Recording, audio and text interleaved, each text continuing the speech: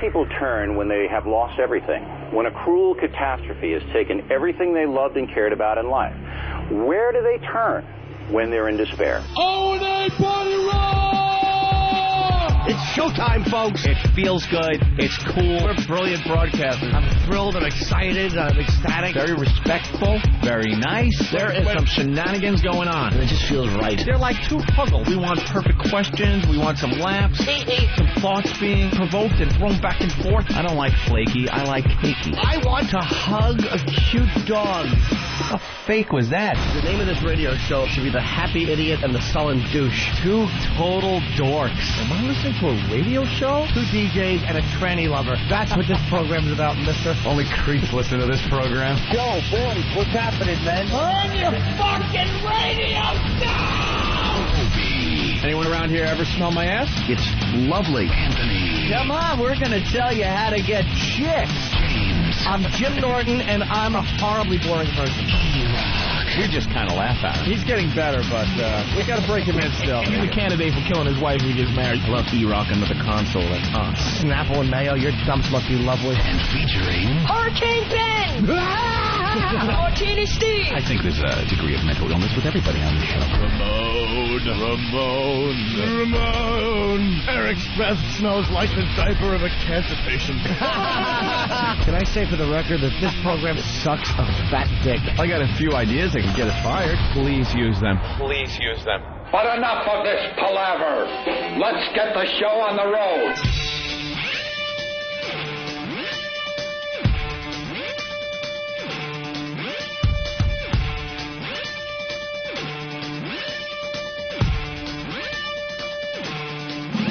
Hey, bud, what's your problem? Where'd you get that? Out of the hamper? Hey, bud, let's party. You smoke crack, don't you? You smoke crack, don't you? Look at me, boy. Don't you smoke crack? Oh, gnarly.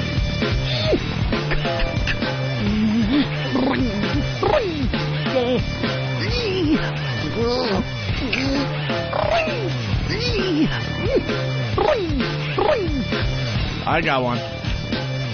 The black is a better athlete to begin with because he's been bred to be that way. Because of his high thighs and big thighs that goes up into his back, and they can jump higher and run faster because of their bigger thighs. This goes back all the way to the Civil War, when during the slave trading, the slave owner would breed his big black to his big woman, so that he could have a big black kid. You're fired! We finally found the clip. Welcome to the Opie and Anthony program on XM Satellite Radio. It's a virus. You got to know that by now, the O&A virus. Yeah, slowly but surely spreading across America and now spreading across Canada. You got to love that. Wow, that was great to hear the Jimmy the Greek clip again. I haven't heard that in years. We've been looking for this Jimmy the Greek clip for, a few years now. Yeah. What was it? He was at some kind of function and he had a few drinks? He was just sitting down at a table. Dinner, having a few drinks, camera in his face, microphone, and I don't know how that conversation got rolling. I guess they were talking about probably some sports figure, and he fell into that little train of thought. Absolutely the truth, though.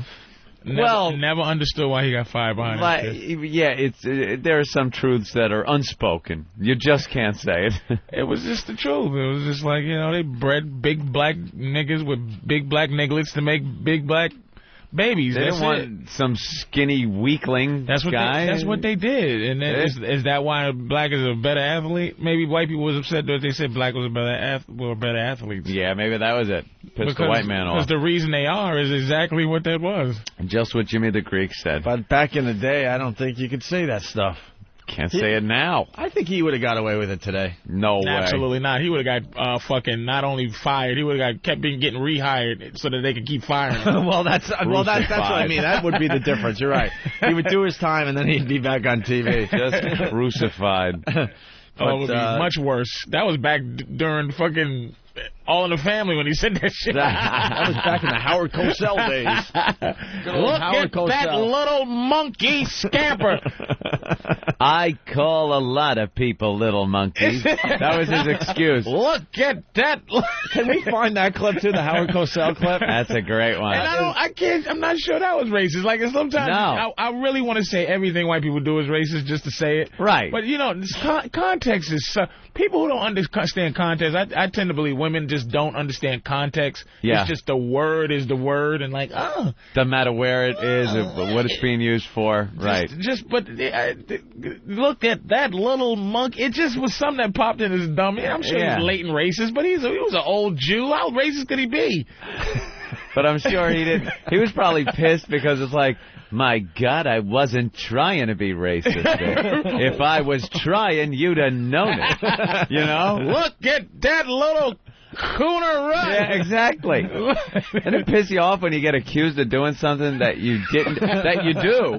You've done it before. You do it. You get accused of it when you weren't doing it. It's like, wait a minute. No, let me give you an example of when I did do that. He's running like he thinks he's free from slavery. Look at him running. Look at that ashy Negro run his little black cheeks off. He's running like the chains just came off. Look at him go. So you just want to be... I don't think that Jimmy is that stupid. He wanted to have a job. No. He was just trying to be candid and it's like, hey, it is what it is. This is why. I think it's just the whole equating the black man to an animal type thing. Because if you had the same conversation about thoroughbred racehorses, if you got this little weakling thoroughbred horse that came out, you're not going to use it to breed with another thoroughbred to make the strongest racehorse you can. And with the Civil War, the guy's talking about Civil War days, not fucking what's going on, at the time he said this. And he said that the plantation owners wanted strong workers. So why would they breed, when they had power to do this, some weak black guy with a black woman? It's what they did. It's but like, you can't say it. You can't say it. Did they really just pick two big mothers out and said, go fuck? Well, it's a whole plan. If you one day while you taking breaks off of being racist, just look at the what they call the Willie Lynch papers. Willie Lynch? The Willie Lynch theory. It's supposedly quote unquote urban legend, but it's not urban legend. It was the plan on how to design slavery because. To how to keep black people enslaving themselves is the plan. It's really? Yeah, and it's based on horse breeding. Really? It's based on horse breeding. Strange I brought that up. It is. All right, listen. That is strange. I've never heard of that, yet I use the horse analogy. Opie's like, that up. Opie's just like Jimmy the Greek. No. Listen, everybody. Not at all. I'm gonna bring this to the next level. Oh, you're going to bring the people in. I'm bringing the trucker in Nebraska. Fuck no. Fucking nigga. It wasn't based on horses, stupid. It's based on you gotta have ducks faith in and me. dogs. You have to have faith in me sometimes, Patrice. All right, Opie. Watch what I do right now. Oh, Jesus. We got Howard Cosell's son, nephew. Somebody relates to Howard Cosell. Wait, I always forget. Grandson. That's right. We have Howard Cosell's grandson. He calls the show every once in a while. Really? For real. I swear to God, this is Colin Cosell. What's up? Colin, we have the utmost respect for your grandfather. Funny, the one morning I just happened to be listening, there I am all excited for the show to start, and you start off with bashing my grandfather as a racist. No, we didn't say we actually said he was that was taken out of context. We was giving it to him. Can you imagine though? Hold on, Colin. What a coincidence this is. Just out of nowhere, we finally find the Jimmy the Greek clip. We decided to play it at the start of the show, and Howard, they go into the Howard Cosell thing, and Howard's grandson is listening. Colin's listening. Colin, first of all, you got to start with your impression. Listen to his impression of his grandfather. Never has there been a bigger abomination than calling my grandfather, the late Howard Cosell, a racist. Pretty goddamn good, man. Now, I got to tell you this story real quick, though. The guy that he was referring to as a little monkey, and yes, he did call all his grandchildren little monkeys when we were running around, but the guy's name was Alvin Garrett. And after the game, someone was interviewing him and said, what do you think of these comments that Howard said about you? He said, I'm just glad Howard Cosell knows my name. Yeah, because it was taken out of context. Yeah. I just refuse. I love accusing people of being racist, but it's just it just wasn't. Have you ever seen a little monkey run? They are quick motherfuckers. Little monkey scamper. If you want to talk about someone running fast, regardless of their color, yeah, but they're using a little monkey legs. is a good. They're using 4 legs, though. They're not. The barometer would be if he was still alive today and saw King Kong and he goes, "Look at Lawrence Taylor climb that building." LT's really making some headway. He's already up to the 45th floor. Muhammad Ali finally has a challenger. There he is, once known as the Great Cassius Clay, working his way up to floor 52. White woman in hand, this should outrage the American public. Now goes the bi-wing plane. Oh, my God. That's just Ali with a right hook to a wing. The plane is down. The plane is down. Oh, look at that little Ali scamper. The casting crew of To Kill a Mockingbird still outraged by the blonde woman in his hand. No, he was completely vindicated for that, you know. Well, I mean, you know, he had, after all those years of supporting Jackie Robinson and Muhammad Ali, and then you have one little slip-up one night, and everyone's like, he's a racist! Yeah. And, you know, that's the media for him. So fuck him. That's what I say. Yeah. Down with the media. Oh, Colin. Very good. Great job. Thanks for letting me get on and defend my grandfather. No problem. Anytime there, Colin. Where's the wig again? We still don't know. Someone has the wig. You mention this every time I call, and I still don't know. I've checked eBay. I have no idea. We're trying to find the wig. Turns up on eBay. Imagine what Howard Cosell's wig would go for. 50,000, 60,000 probably. At least. Yeah. Yeah. Probably less than his jacket. I'm sure like his ABC Monday Night Football jacket. I've got his entire wardrobe in my closet, actually. Really? Yep. Wow. You got the ABC Sports jacket? I do. Holy shit. All right, bring it in. That's a biggie. I was going to come in. I was waiting till Jimmy was back because I, sort of know him because we did a little bit of comedy together. But I was going to bring in some of my grandfather's original ties for each of you. Dude, what is the jacket in good condition, like, or is Absolutely. Would you be able to bring that in? Because I would love to put it on and take a photo in it. I could if I'm allowed to shake your hand. Yeah, Anthony, you can absolutely shake my hand. Anthony is strange that way. He's got a picture of him in the Johnny Bravo jacket as well. The Johnny Bravo jacket from the Brady Bunch. That's right. Which was a thrill for me. And Howard Cosell's jacket would be fantastic. Excellent. Well, I'll do what I can. Colin, come in next week. Jimmy's back next week. I will do that. All right, just come in any day. You don't even have to set up an appointment. Yep. All right, just show up. That'll make my friend Frank Nostro very happy. He's like, when are you going to finally go in there? I said, I don't know. I'm waiting for Jimmy. So next week I'll do it. All right, leave us with some Howard. All right. Gentlemen, I wish you the greatest show that you could possibly have. Bring them the funny and take down that big bird-looking son of a bitch, Howard Stern. All right. Thank you, Colin. All right, gentlemen. Colin Cosell, everyone. We have another Jimmy the Greek clip here. They take over coaching like everybody wants them to. There's not going to be anything left for the white people. I mean, all the players are black. I mean, the only thing that the whites control is the coaching jobs. Now, I'm not being derogatory about it, but that's all that's left for them. Oh, what a poor, honest old idiot. That's what he is. Just a dopey ass, honest motherfucker sitting idiot, there. Man. Like, you gotta leave the coaching for some of the white guys. What the fuck are we gonna do if all the niggas are goddamn coaching now too? Look at that little monkey calling the plays. Look at that little monkey negotiating. Holy shit, he negotiated a contract. God damn. Holy shit, man. That poor, honest old bastard, man. And he was on everything back in the day, like all those variety shows, Bob Hope.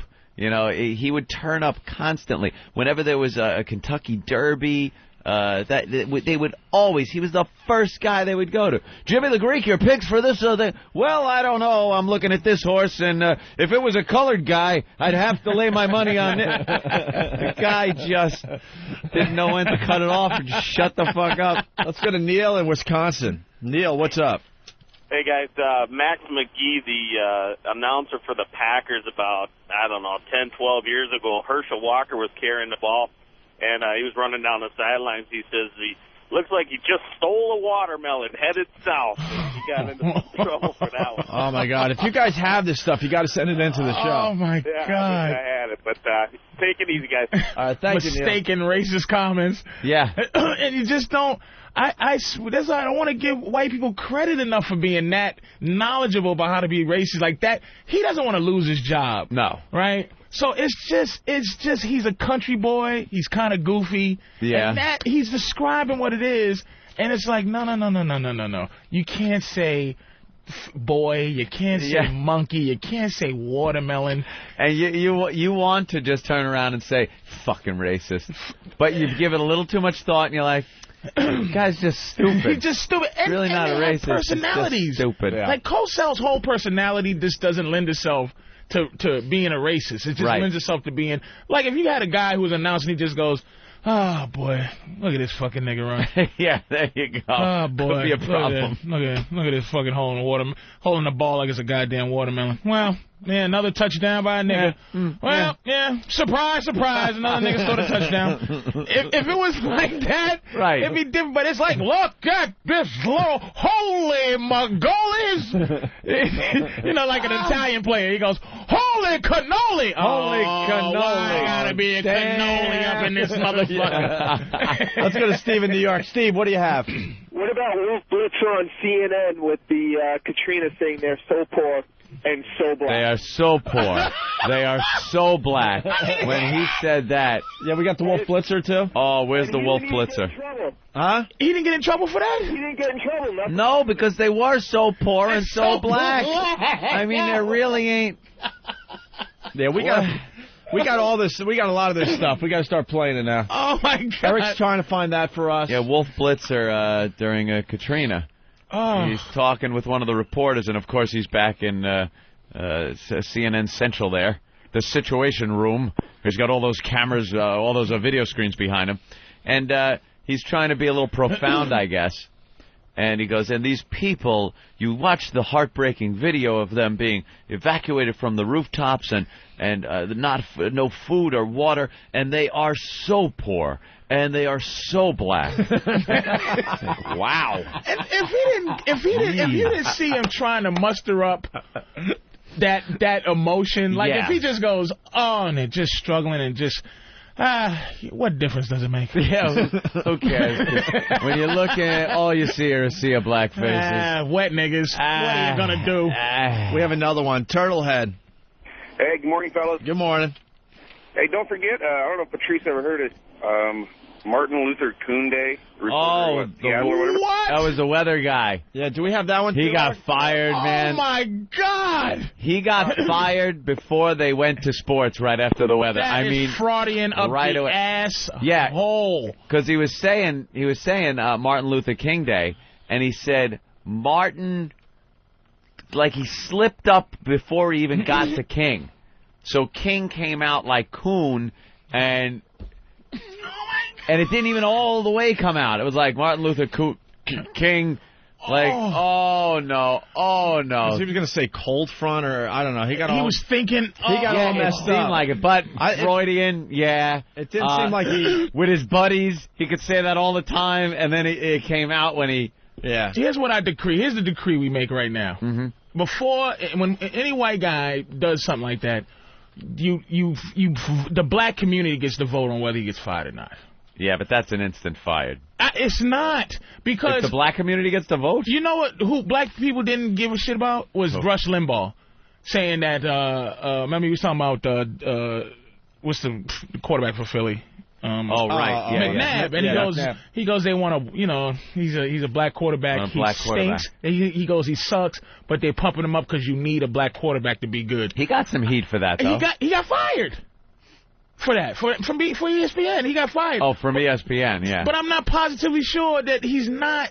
That it was Rush Limbaugh himself is what he is, but it's like, I don't know if that's a racist comment to go, I'm not sure if the NFL doesn't need black quarterbacks. They might need them because it was a stigma all that time. So it's like, I'm not sure Russ should be, I'm not sure. In that situation, though, unless you have the piece of paper from the NFL higher-ups that said, we really need a lot more black quarterbacks. So you could show it and go, see, I was just saying that. If you're speculating like he was like that, then it can be construed as being racism, and out you go. We got the Wolf Blitzer clip. Here's Wolf. As much as you see that picture, though, you simply get chills every time you see these poor individuals. As Jack Cafferty just pointed out, so tragically, so many of these people, almost all of them that we see, are so poor and they are so black, and this is going to raise lots of questions for people who are watching this story unfold. We'll take a quick break. More of our special coverage right after this. Yeah, we'll take a quick break. All right. I absolutely know where he was going with that. He just fucked up. I really think he meant to say, they're so poor and so many of them are black. Right. Like, that's what he meant. It's not like they're so black. Like, look at that motherfucker. You can't see him. It's fucking dusk, and already I can't see the motherfucker, you know? How many Homer Simpson dopes did you think you throughout the producers and all the... so poor and so black. So black. Holy shit. Oh, damn. Well, go to commercial. We'll be right back after this But what do you break. say about the rednecks, like in the tornado? It's like there's no... That's the thing that keeps us apart, is that you give white people so much credit for being able to, like, affect your life with their little statements. But it's like, look at the poor white people in tornado. Oh, look at them. They're just so... They shouldn't be in this position because they're white. Because they're white. It should be black folks blowing away. Oh, God. I don't like... when you see large groups of white people carrying babies and food over their back and stuff, you're like, why are they in that position? Why the fuck? But then Katrina, you see just like huge groups of black people walking around with babies and groceries and everything, whatever they can carry, and you're like, oh, well, they're poor down there. They should have known to fucking leave, and the water came in. That's why they're trapped on the rooftops. They don't fucking listen to the goddamn news. I don't know what the fuck they're listening to their hip-hop music. They ain't got no... Maybe if they turned the hip-hop off every once in a while and put on a fucking news station, they'd have known this shit was coming. Turn off BET. Put on a little CNN. I'm sure BET didn't have the fucking map with the hurricane going, it's coming your way, motherfucker. They thought it was a new video. Katrina hits. Oh, shit, Katrina hitting. Katrina dropping. Where's Katrina dropping? Is she open up for Beyonce? Oh, man. Let's go to Georgia. Eric, what's up? Hey, you guys, the sports stuff is hilarious, but about 2 years ago, this running back from, I think it was either Virginia or Virginia Tech, he made some, like, ridiculous 95-yard run or something, and after the game, one of the sports reporters was asking him, what was he thinking about when he was doing the run, and he was like, to be honest with you, I just pretended I was being chased by the cops. That's funny. And he was a black kid, and it was just like the reporter sat there like he... Wow. There's nothing better than watching the reporters in an uncomfortable situation like that, because I've seen anchor people where somebody, maybe the sports guy, because it's always the sports guy or the weather guy, just say something fucking stupid. Like, the anchors usually have it together enough to know that their career, they can fuck it up by saying something stupid. Sports and weather guys, they want to get their little moment in there, so sometimes they really fuck up and say something not even overtly racist, but just enough to make the anchors so uncomfortable that they won't even comment on it or acknowledge he said it or anything. So later on in the management meeting, they could go, well, look at the tape. I didn't even hear it. I'm just shuffling my paper. We'll be back with our top stories after we get this idiot away from my desk. I love it. All right, we can't find Martin Luther Kuhn. Oh. What about Joe, line 1 from Denver? I remember this one. All right, let's go to Denver. Joe? Hey, what about when Tiger Woods won his first... Oh, yeah. Fuzzy Zeller. Win it, you get to pick the menu for the next year, and Fuzzy says, well, I guess next year we're having fried chicken and watermelon. Oh, God. But see, black people don't, this is a war between white people. Black people really think some of that shit is hilarious. It's just that we gotta keep you motherfuckers in check when you just say goofy shit like that. Right. But it's hilarious. We would say that to each other. Yeah. Right. We trash Tiger Woods. White people trash Tiger Woods ever since he goes, I'm Caucasian, and it's just like, motherfucker, you a nigga. You gooky nigga. You ain't no cobbler fucking Asian motherfucker. Cobbler Asian. What the hell is that? Cobbler. I'm Caucasian. I'm half the... Shut the fuck up. Goddamn Porsche bucket, you are a nigga, and that's how you gonna get treated. Didn't Fuzzy Wuzzy let you know that? Fuzzy let you know that, and Fuzzy's defense was, no, we say this shit all the time. All the time, and they in the locker room. They do. You know they fuck with that half a black Asian mother. You know they mess with Tiger's head like that. And you know something? He gets them back tenfold by kicking their fucking asses out there on the court. If you guys got some of these clips, send them into the show, because we don't have all of them, unfortunately. Yeah, we got to scrape these up. We did find tax cunts, by the way. Oh, we did? Yeah. I mean, it's sort of in the same category, but yeah. News people fucking up. Misspeaking. Here's that was Tom Brokaw. Tom Brokaw. Doing some kind of special. He was standing on a runway right next to an airplane or some shit. This is one of our favorites of all time. He was meant to say the presidential tax cuts. And he's got such a bad speech impediment. This guy, obviously, everyone knows he just retired recently, but had a long, illustrious career as an anchorman for NBC Nightly News. Could not speak. He had one of those lisps where you can't say your L words. It comes out like just this compression between the back of the tongue and the top of your mouth. So you sit there, NBC Nightly News, I'm Tom Brokaw. Today's top story, Leon Klinghoffer pushed off the deck of the Achilles. I couldn't say it. I saw that clip years ago of him saying that and was like, this motherfucker can't talk. He's the top dog at the news organization. And he can't say an L. And here he is screwing up tax cuts.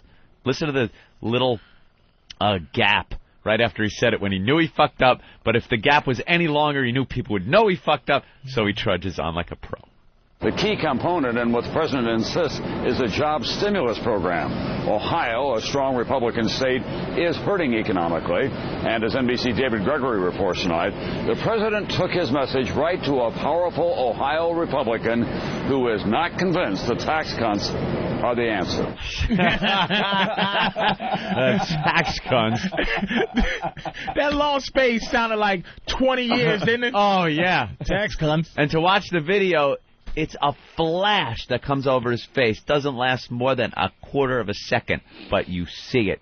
He panics. His eyes get a little wider, that delay, and then goes right back into it. He pro'd his way through it? Like, because it was live, you know? It was fucking live, man.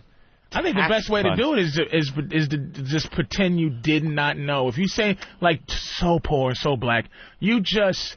But see, Wolf did a good job. That's what Wolf Blitzer get. That's that thing where emotions for an emotionalist kind of person comes in and he's feeling emotional and it fucks up his entire rhythm because usually he's just disconnected, so poor, and so many people are black, and it's this is just a tragedy, but it's just so poor. So black. So black. I so fucked that line up. Oh, so wet and so crispy. So nappy-headed. Like, just fucking... Nothing beats the kayaks, though, with Celine Dion. Oh, Celine. Just losing her mind. Did you hear the kayak one? No. This is... We got shit to play for you. When the victims of Katrina are on TV, and it was 24 hours a day, I mean, everyone watched it, and all the celebrities had to get involved. Sean Penn down in the boat with his shotgun and helping people get out. And Celine Dion on Larry King starts talking and gets very emotional about this whole thing and just babbles like an idiot, like the idiot she is. She is mentally retarded with a Vegas show. That's what it is. A retard with a Vegas show. Yeah, before the kayak one, listen to this. You know, some people are stealing and they're making a big deal out of it. Oh, they're stealing 20 pair of jeans or they're stealing television sets. Who cares? They're not going to go too far with it. Maybe those people are so poor. Some of the people who do that, they're so poor, they've never touched anything in their lives. Let them touch those things for once. All right, only a fucking mongoloid retard would even have a thought process like that. That they're not stealing. Oh, you can touch this plasma TV, but you can't have it. That's because she doesn't have a history of having an emotion. So the emotional thing to say is, man, who gives a fuck about those televisions? Yeah. And just who cares? And end it. But she's trying to be so profound in her new emotion that she's discovered. Need to touch it. No, look, Celine, let me clue you in. They don't just want to touch it. They want to take it, as many as they can, keep them bone fucking dry, so when this shit clears up, they can sell it and make a lot of fucking money. It has nothing to do. There isn't a tear in the gentleman's eye as he's like, never thought I'd touch this. Look at this Panasonic. Yeah. Not only am I going to touch it, I'm going to take 20 pairs for myself. Yeah. Oh, Cleon, there's no electricity. Yeah. I just want to touch it, man. Touch the fucking thing. I just want to touch it. You know something? You can touch it. I never. That's her emotion. She just discovered something she just didn't know she couldn't control. It's like a science fiction movie where an emotionless robot finally gets the chip that gives him emotion. That's what she was like. She didn't know how to handle it. What is this thing leaking from my eye? It's a tear. Yeah. Oh my God, tear. Feelings. I am disturbed by these feelings. I cannot deal with this. What? I feel a pain that is not truly a pain in my midsection. Feelings, nothing more than feelings. Trying to forget my feelings of love. Just let them touch it. Just let them touch it. I'm sure that's all they want. Why, I'm crying. That's what she is. You're right. She just got hit with it. It was self-importance. Yeah. It had nothing to do with Katrina. It was just her jerking herself off because she was feeling that way at the time. Yeah, I'm going to tell you the one true emotion out of the whole thing is that goddamn Kanye West is just... right. And, but see, Michael Myers in that clip, I don't know if you ever saw that thing, and I know you guys had to talk about it many times. Hell yeah. But it's just like that is the pain of being phony in Hollywood. It's just, you can't deal with that. If Michael Myers called himself a comic when fucking Kanye said, and George Bush don't care about black people, I'd have started I would have laughed so hard at him trying to collect this emotion and saying that crazy shit, and then watching Mike Myers try to disconnect. It's like, motherfucker, you're a comic too. Just start laughing. Just go start with it. Laughing just look at. Imagine if he turned to him and looked at him like it, put his eyebrows up and just went. Did you just say? These people are struggling to be honest, man. That's the fucked up thing about this business. That's what's good about the radio. It's like you can just yap about some shit, be honest, and it's just, it doesn't hurt. You know, you say some shit, you might say a little tsunami shit wrong here. But what are you gonna do? What are you gonna do? But you can be honest. But there is no honesty left. The honesty, whatever little piece of honesty anyone really wants to come out with in Hollywood, in that whole circle, has to be covered up in this armor. You know, that like it's not even honesty anymore. But what's the drive for that? What is the root of dishonesty in terms of why can't people just say what they want? Because who's in charge of this new phenomenon when you can't say shit? There are so many little interest groups now that have such a loud voice. Like, you don't need the NAACP coming after you anymore. You need, like, the fucking 125th Street fucking committee that thinks you're a fucking asshole. You don't need the whole... You don't need the whole shebang anymore. It's anything you say now. There is a group. You could talk about fucking anything, and there will be a group that will write a letter and be offended. And everyone, especially in Hollywood, that has careers and sponsorships, and the more corporations that get involved with stuff, the more they don't want to offend anybody. Now, how much money would you need to have in your pockets, right, before offending anybody didn't mean shit to you? Where you felt comfortable enough to say, God, fuck yeah, I got this many millions. You know what? Blow me. We almost have enough. It would be a lot. That's the beauty of satellite radio. We don't have to really worry about sponsors yet. It's not so much money, though. It's like boredom. What am I going to do? Yeah, we want to do this. What am I going to do? I kind of enjoyed this job. Let's get back on track. We got the Celine Dion. Take it from me. We got the kayak clip here. Let's listen in on this. Oh, the kayak. Patrice's listen never heard to this genius. It is, you know, when I was hearing a couple of days ago that these things are not reachable, it's too full of water. Maybe I'm too much like I'm not thinking with my head. I'm talking with my heart. Nobody can open any roofs. The helicopter's flying in. Take 2 people at a time. Take a kayak. Go into those walls.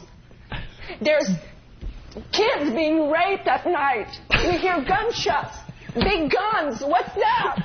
Those people are praying. They're walking. They're like this. Hello? Do you see us? We're dying. Celine, it's terrible. I do not want to talk to you about money.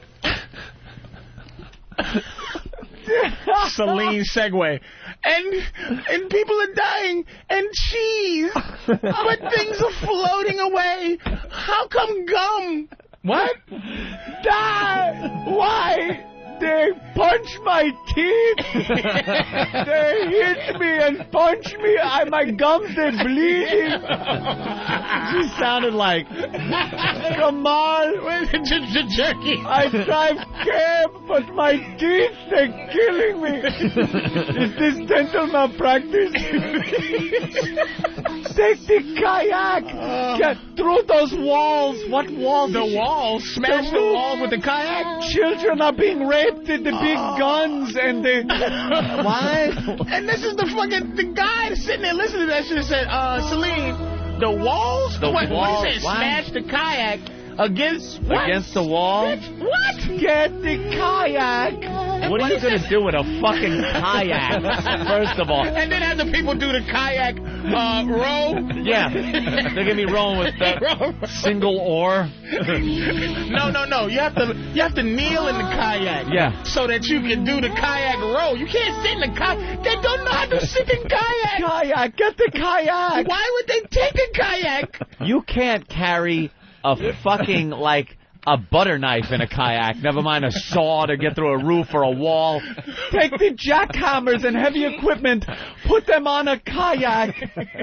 Why? If you're going to fantasize about what she wants to happen, how about you get a big boat in there and some fucking big helicopters? Take 2 people at a time. I think they were taking more than 2 at a time in the helicopter. That is the most uninformed jackass I've ever heard talk about that. It was just so... her emotions were so new to the poor thing. Yeah. Oh, that's hilarious. The Titanic is sinking. You know, get a log raft out there to help them. You know what? And they ice pick and fur things. Ice is. The people are freezing in the waters. Why can't we drop some warm socks for them? No, you don't understand. It's like they're in the North Atlantic. It's freezing. The ship went down and stuff. I know we have to help them. Get some hand warmers, some gloves for when they are waiting. Take gas boilers. They could do that. Gas boilers. Get some hair blowers and some generators so they can use that to dry their wet heads so they don't catch cold in the icy North Atlantic. Why? Oh, poor thing. You gotta feel bad when she meant well. Brand new to emotions. Get the ice chippers. Everyone on the front of the boat could chip the iceberg. What an underestimating idiot this woman is. Take a kayak and the walls. But she wasn't saying what to do with anything. She was just naming stuff. Just blurting shit out. Kayak, walls, onions. What, bitch, is this a recipe? You cooking soup? Take the soup. Now mix in some parsley. The people hungry. Look, they're walking. Hello. The word is kayak. It's like basil. Kayak. Onion. Boat. Helicopter. Or walls. Wood. Onions. Kayak. Wood. Kayak. Onion. Wait a minute. Kayak, wood, onion. God. Celine, the password is kayak. Okay, I'd like to play. Small boat. Help people. Walls. Two.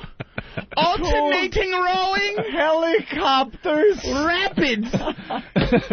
And black people. Huh? Hello. Black people. Onions. Plasma TVs. Touch them. Touch TV. Oh, what a dope. What an ass.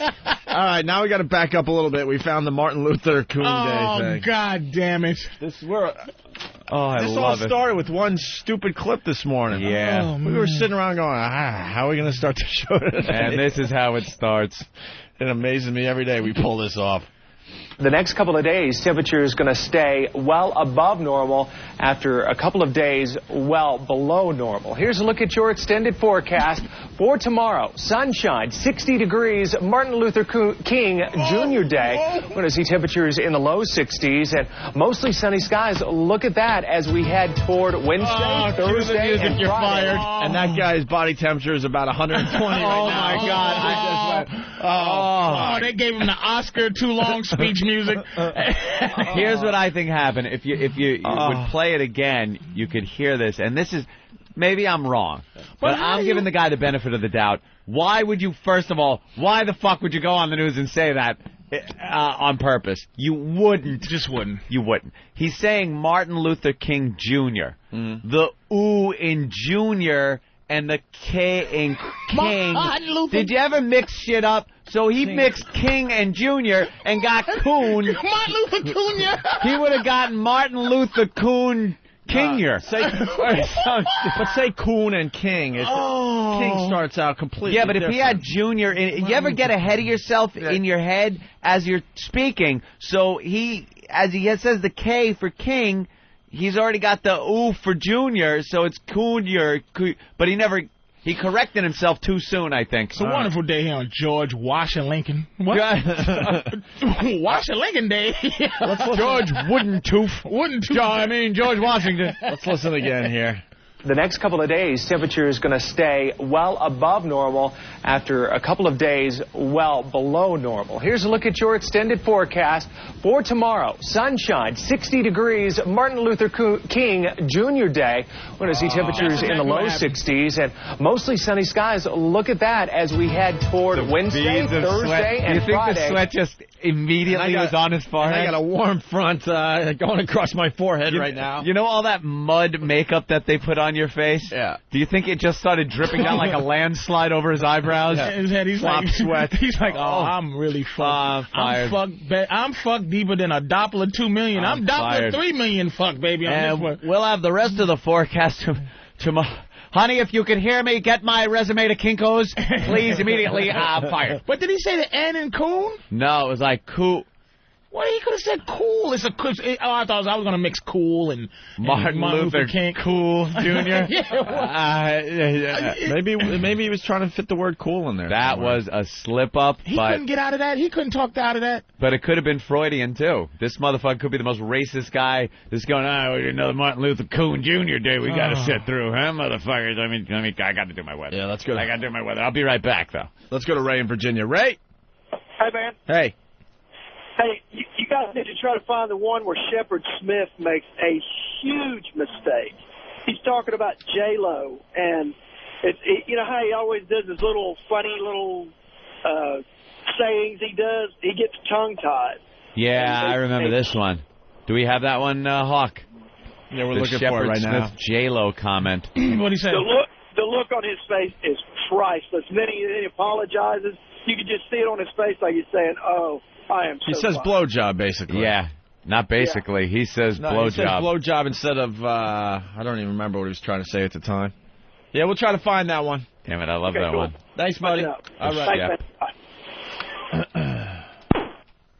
Oh, that Celine Dion is just... Oh, is she just a raving... She is so far from knowing what is going on in the real world. Like, she was a star pretty young on. Yeah, she was and a long time. Just now in Vegas, she's got like some palatial mansion. She goes to her own theater for a show every night. What does she know about these people down there in New Orleans? Nothing. Nothing. Thinking a kayak. What the fuck? That's a rich person recreational boat. Yeah. Is a kayak. That's all she knows. I've been kayaking once. Take all rich people. Why? There's no polo ponies. Get the polo pony. Take a gazebo. Take 3 gazebos with there. I could love. If everybody's maid and butler just chipped in to pull these people out, they would be safe. Oh God! Get them bidets, Larry. Get them some bidets. I heard in the stadium that they were in, there are no bidets. They are all going around with dirty heinies. Larry, what can we do to help? I don't want to talk about money. Is she a rip? Let's go to Larry in Michigan. Larry. Hey, boy. Call room service. Have them send food down. What's up, Larry? Hey, do you remember in the 90s when Jesse Jackson was appearing at a UAW rally, and the president of the UAW had to introduce him, and he introduced him as Spear Chucker? Oh. What? I don't remember that. Yeah. Look, Who would do that? Find, look with the clip on the internet. You'll find it. Yeah, he introduced him. And you know what the guy's thinking? Talk about Freudian. He's thinking, now I got to get up there and introduce this motherfucking Spear Chucker. But he called him, I think he was well, if you guys got these clips, you guys send them into the show. God, that's doesn't even genius. sound like Jesse Jackson where you can, trip it up. Bear in Maryland. Bear. What's going on, fellas? What's up, man? Hey, how about that big knucklehead grease man, Waddle-doodle-laddle day? Remember when he did the Martin Luther King Day? If we just shot 4 more, we'd have a whole week off. That's You never heard that one? Shit. Yeah. Oh, that was This is innovative racism. I didn't even hear this, man. He got fired for that one. Yeah, and then he comes back and gets fired for the no wonder they drag them behind trucks comment. Well, after they played what they play? Fuji's. I think it was a Fuji record he was like checking out. No, what's her name? From the Fugees. Lauryn Hill. Lauryn Hill. Plays the Lauryn Hill record. The radio guy. I heard of that The Grease Man. Yeah. Waddle-dee-doodle. And he played it, and then he says, of course, not liking the music, he goes, well, no wonder they drag them behind trucks. Whoa. Fired. Time for a bone dry. I'm out of work. Bone dry. Waddle-doodle. Time for the old unemployment line. Dragged, and that issue was so sensitive. I mean, that guy was ravaged. Yeah, but, well, then he goes on TV to talk about what we did with the whole Sex for Sam thing. And then after Sex for Sam, he's like, well, it was inappropriate behavior for the radio. All right, Mr. Drag him behind truck. Yeah, right. That is Thanks for finding an expert. That is something. That whole issue that happened with that guy the Grease Man right? was something that should have been pulled from, like, footage from the 50s. You know what I mean? Not even the 50s. That's old 30s. The first talkie films racism. Like, that is beyond. Where Thomas Edison, they're like, drag a nigga behind the truck, and Edison's like, Mary had a little lamb. Its fleece was white as snow, and everywhere that Mary went, the lamb was sure to go. No wonder they drag them behind trucks. Watson, come quick, I need you. There's a colored person behind me. But there was the Grease Man, like, right after it happened, too. Just joking. And no wonder they drag them behind trucks. Boot. He got the boot, never recovered from that either. No. He's on an AM station somewhere in the D.C. AM area. selling his own commercial time. Oh, wait, this guy knows. Brian in D.C. Brian? Hey, Grease Man's back on the radio in D.C. Yeah. Is he? The Fox News affiliate. I think it's like WMET 1160. Oof. Like I said, he's never recovered from that. All right, thanks, sir. Next fuck up. How quick we just forgive. Forgive and forget. That goes to show you how little talent there is out there. Holy shit! Hold on a minute. Well, we forgive and can forget the other way too, because Jesse with fucking Hymietown, that should have he should have been gone. And here's the difference, though. It's like Jesse didn't even go, "Oops, oopsie doodle." He just goes. you know, Hymantown, and it's just like Hymantown, and you try to give him a chance to go, hey Jesse, did you? Well, no, yeah, I understand what you mean. Hymantown. Yeah, I hear. You make a left at Jewville, and then you get on the Kike Highway. And it take you over the Hebe Bridge right into Hymantown. I'm going out to fly my kike. What did you just say? Did you slip up? No, I'm going to fly a Jew. What? Yeah, no apologies, nothing. No, nothing. I'm just flying Jew. And there he is. Whenever there's something, he's still on there, respected, everything. Doesn't matter. Hymantown. Doesn't matter. Fucking Al Sharpton was involved with that debacle case. What's her name? Tawana Brawley. With Mason and Maddox, those wonderful lawyers that they were disbarred. And nothing. He still, gets up there. He's respected. He's more respected now than he's ever been. Well, we get to do a few things. Yeah, you get a free pass. Yeah, they get the fuck up too. We don't get a reparations. Those goddamn gooks got reparations. They get money, those damn Japs, for being in a camp for 2 days. We locked them up for a couple of weeks during the war. Well, you locked us up for a couple of goddamn eons. We can't be racist from time to time. We never knew what the hell they were going to say, those Japs. Now we got back up a little bit. We found the Shepherd Smith. Shep. J-Lo's new song, Jenny from the Block, all about Lopez roots, about how she's still a neighborhood gal at heart. But folks from that street in New York, the Bronx section, sound more likely to give her a curb job than a blow job or block party. The New York Post was sorry about that slip up there. I have no idea how that happened. God bless Shepard. Acknowledge it. That's your news and the G Block, as Fox reports this Monday, November the 4th, 2002. And still ahead, the most watched prime time in all of cable news. Yes. All right. Wow, you could hear it in his voice at the end of that. He's like, oh, man, am I going to get through this? And you can hear it in his voice like, oh, damn. What a pro, though. He built his confidence back up like his motor stalled, and he just started to back up. Blowjob, boy, I didn't mean that. A block party. I'm sorry. And then now let's get going now. Let's do the crazy thing. Coming up next, O'Reilly. We hit the G-block, baby. O'Reilly with some ass sex. Oh, fuck. What did God damn. I didn't mean it. I apologize for that. But he kept himself from getting fired because he acknowledged. It's like, whoa, that was just a slip up. He didn't It'll never happen again. No one could say it. That's what you got to do. Be human. Acknowledge it. Be human. All right, let's go to Fled in Pennsylvania. Fled? Hey, guys. Hey. So I wonder if you remember when Doug Williams was the first black quarterback to play in a Super Bowl, and some chick, the first question out of her mouth was, excuse me, how long have you been black?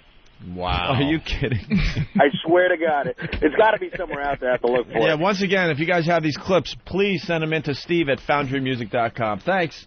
All right, bunch now. I think we have one more, and we'll take a break finally. Let's say hi to Chris from whackbag.com. Chris? Hey, love your show, guys. Thanks, Chris. Man. Hey, do you remember back in '94 when Bill Clinton was being interviewed on BET, and he said, and I quote, doing the fucking air quotes here in the car, and he says, and I such a fucking faggot. You know his ass?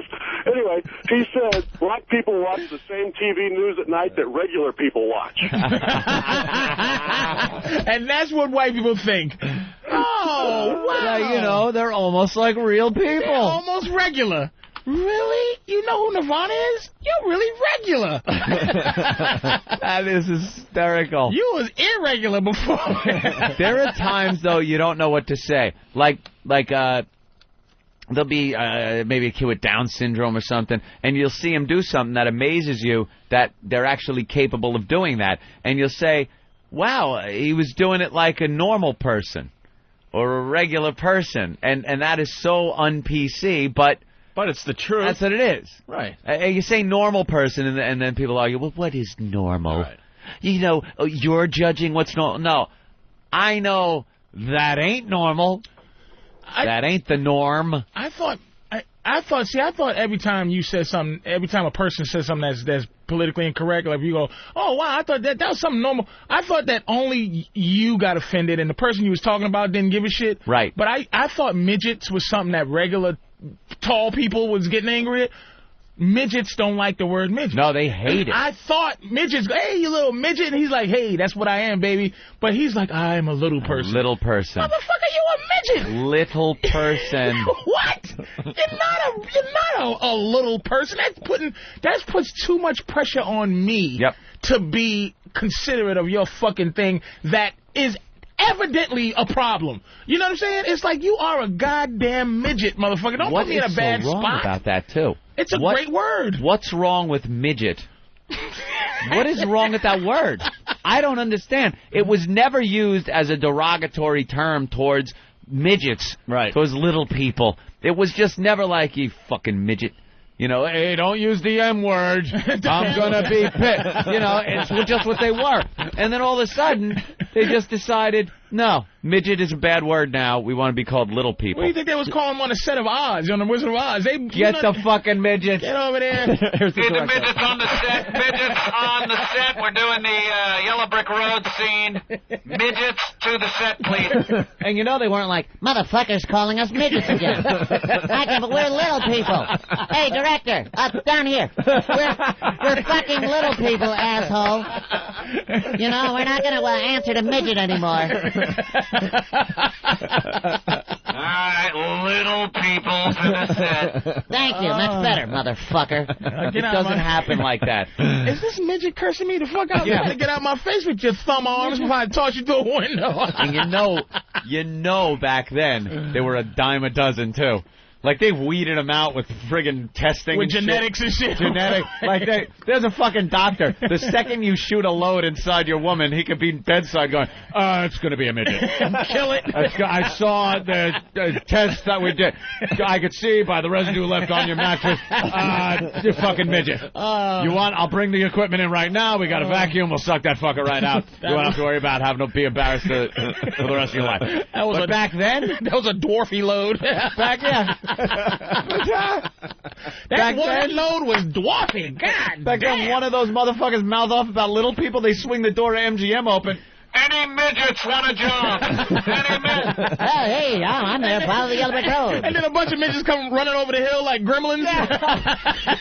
Wait, we only need 10. Hey, hold it back. One midget comes and then looks back and does the wave, and it's 10,000 midgets. What it was like back in the fucking 30s. Midgets galore. They the ones who wrote that song. Hi-ho, they came in. Hi-ho, hi-ho. It's off to work we go. How many you need? We got 50 here. We only need 10 fucking midgets. How are we going to control all these midgets? Don't worry. The king of the midgets.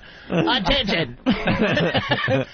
Go like Malcolm X, like Denzel from Malcolm X. He just held his hand up and did the point, and all the midgets left.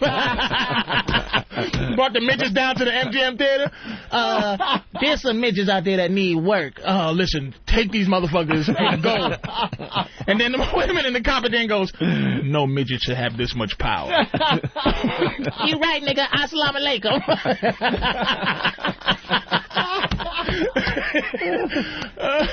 Goddamn midgets. Nowadays, though, you know, you gotta little people, man. Only a few of them. You don't see them just trucking down the street as many as we used to. Wow. In the 20s, it was the 20s just all over. The whole world was half midget. Fucking.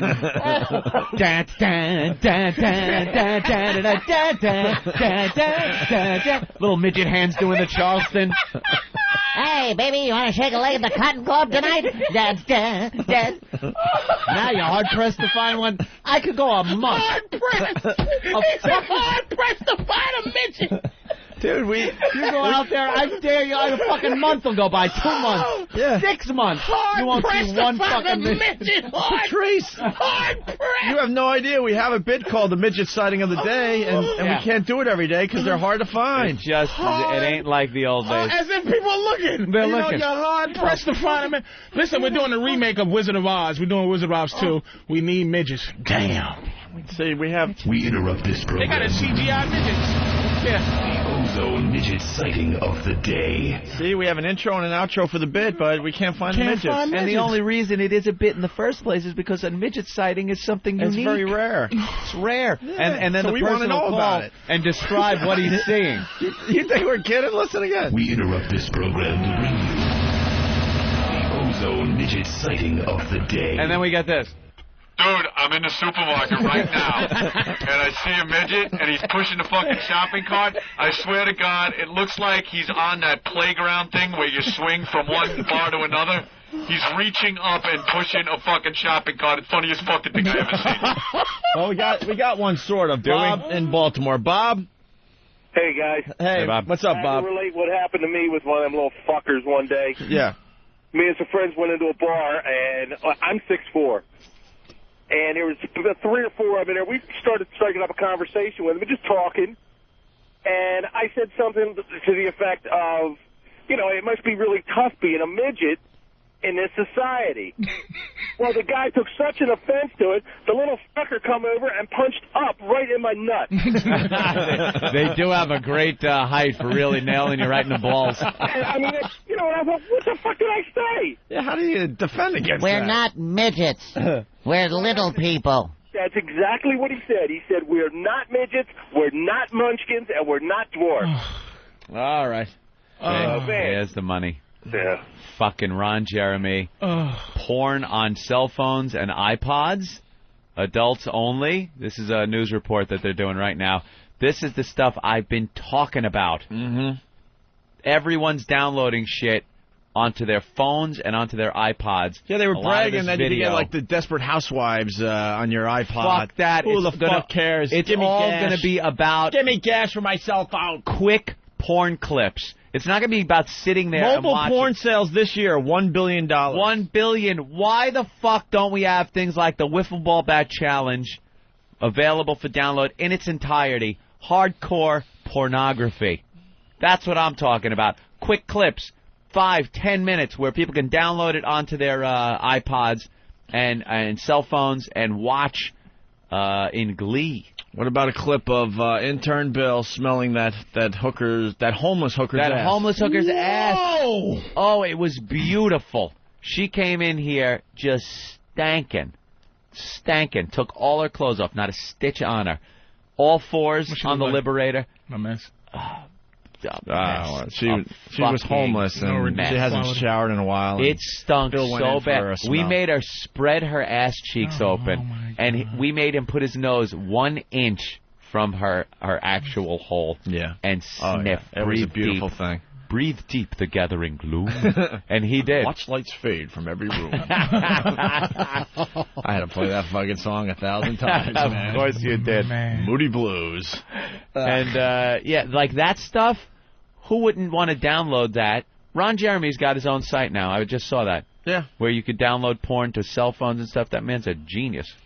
Well, we need some good people working for us behind the scenes. Let's get on this. We don't have that. I'm right too lazy. I need people. There's been no porn since I've been here. We just talking about movies and Celine Dion. Give me a little baseball bat in the pussy. Bring them some pornography. You know why? Stick something somewhere they before sit there with no nudity. You're looking at two smart broadcasters. Really? Where? You could get this shit everywhere, so it's not as exciting as it used to be.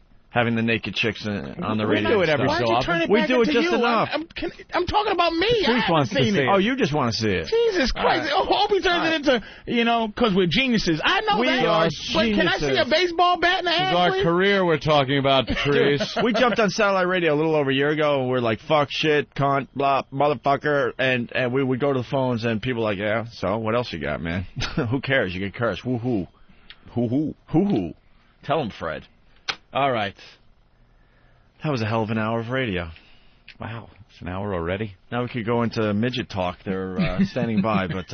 Midgets are standing... Midgets! Are there really midgets standing by? There's Midgetville in Virginia. Midget started a fight with me in a bar. How does a midget start a fucking fight? These little uptight fuckers. Start a fight. Bob in Buffalo. Buster. Yeah. Go ahead. Outside of Buffalo, there's a big mall called the Galleria Mall.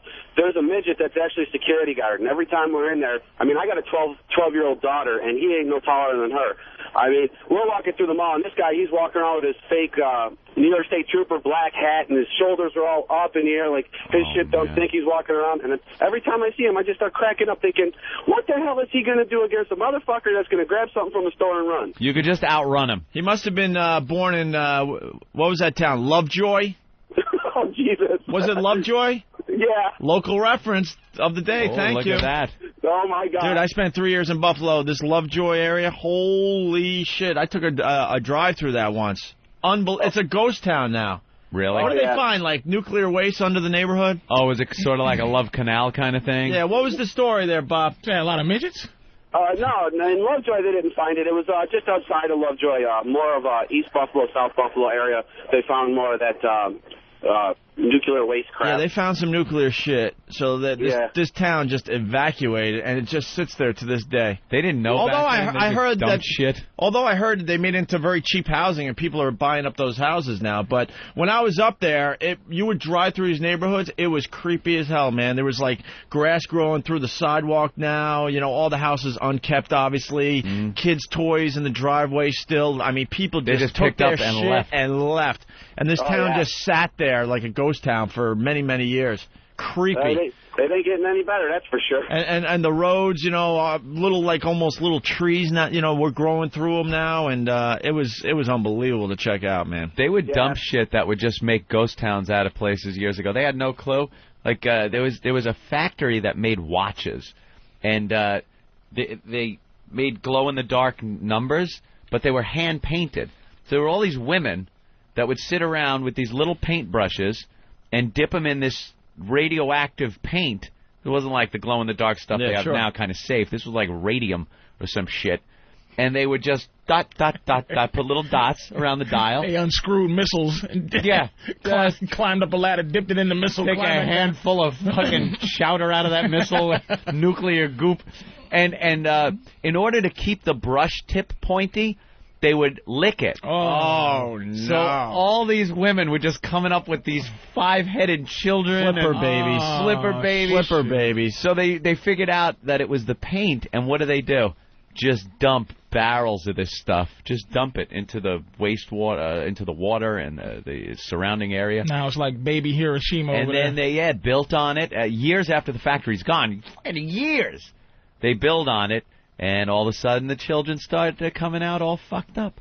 Oh, and they had to, dig down. In order to clean these things up, they got to bring shit in, get rid of all the dirt. And can you imagine, it's only been 110 years or some shit. That we kind of had that shit figured out. Since all that shit, One of my favorite things ever with X-rays or radiation was in the shoe stores back in ye olden days when they first came up with the X-ray machine. They thought it would be a wise thing for shoe salesmen to know what the people's bone structures look like. So you'd go in, and there were X-ray machines at the shoe stores. You'd stick your feet in here and look at this ancient picture tube with your feet and the bone structure. And the shoe guy would go, well, you see this bone here, you're going to need this type of shoe and stuff. Meanwhile, they're over-radiated, like more radiation you would ever need for like a lifetime of X-rays on your feet are being pumped into these people. And again, just... Well, Opie doesn't have to worry about this because I know Opie eats like Ayre and lettuce sandwiches. Yeah, this guy's impervious. But the food is... You got so much shit in the food now. They're saying dead bodies aren't decomposing anymore. Because of the preservatives? Because of all the preservatives. So that's why you can open up a grave and a motherfucker's still in the same, shout-out death pose. All that shit. They're saying that because of all the hormones that they put in chicken, that girls are going through puberty at an earlier age now because of fucking hormones in Damn, chicken. baby, how old are you? 7. What? 7 years old. Look at the set of tits on her. They better adjust the laws now. Yeah, they're going to be doing this with the chickens. They better adjust those laws. And I want to enact the chicken hormone law of 2005. I don't want to get myself in some shit because they're fucking pumping hormones at the chickens. She looked 18, sir. Oh, she was 9? Girl loved chicken. What did I tell you? Chicken-loving whore. God damn!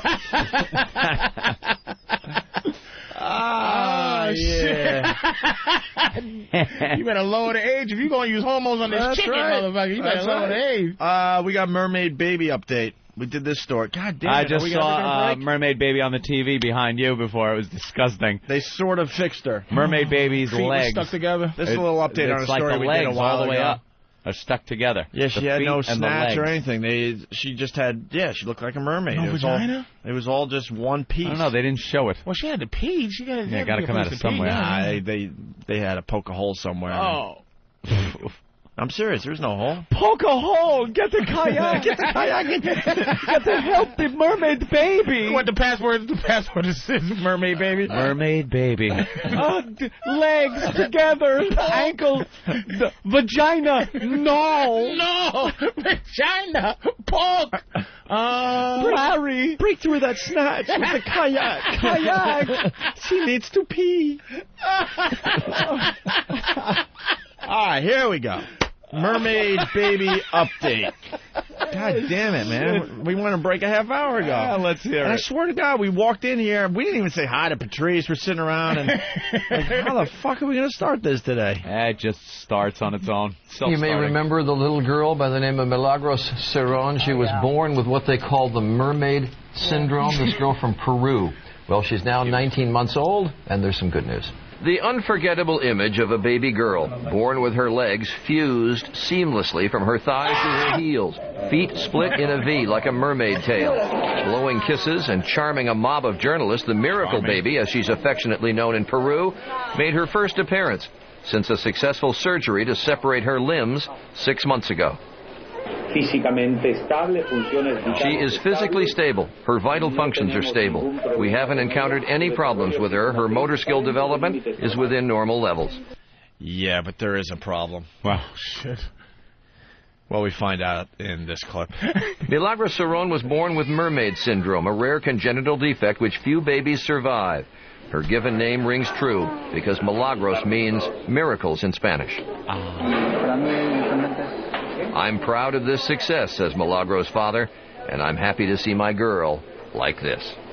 She actually has further problems, though, because she was born without hip sockets. And so while she's trying to stand up, as any little girl would, not able to do so. But anyway, nice smiling face. We'll be back.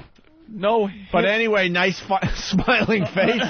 But anyway, that's the best you can say about someone. Yes, you can smile and drool. Still smile, thank God. Right? Get thirsty hip sockets. My daughter has squiditis. She has 8 on. She's going to be jerking off 8 motherfuckers at once. We have to do something about it. Yeah, they call it something all nice, the mermaid syndrome. The mermaid it's like syndrome. Ariel.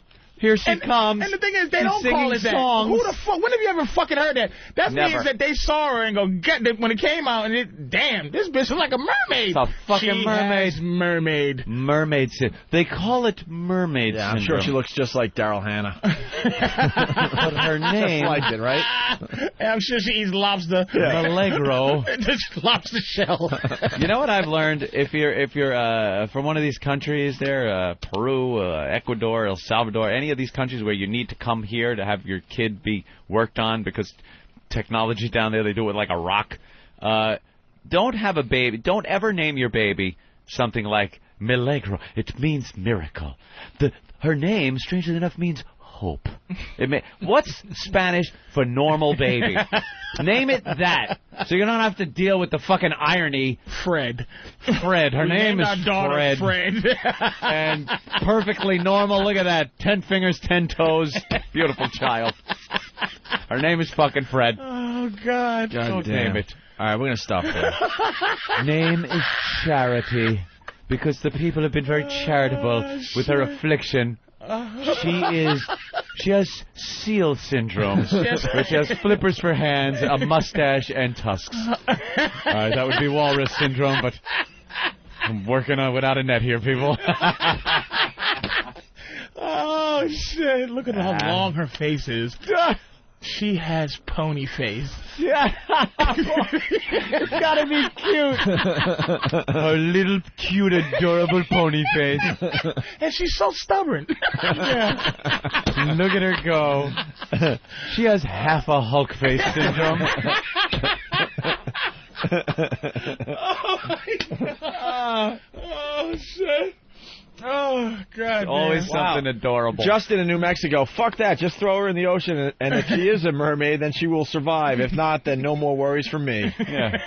You know, mermaid sank right to the fucking bottom. She swims to some sea city down at the bottom. Yeah. There you go. Let her loose. Oh, she has Aquaman talk rings coming out of her mouth talking to the fish. This comes from whackbag.com. Mermaids in your neighborhood will have this fishy business for you at 11. Fishy business. And then Steven from Bayshore, she's no mermaid, she's a squid snatch. And other people asking about the Howie secret. Yeah, we'll get into more secrets after the break. That'd be great. No fucking ball joint sockets in the hips. You could just, once she gets older, grab those feet and just make her clap her feet over her head as you're banging her.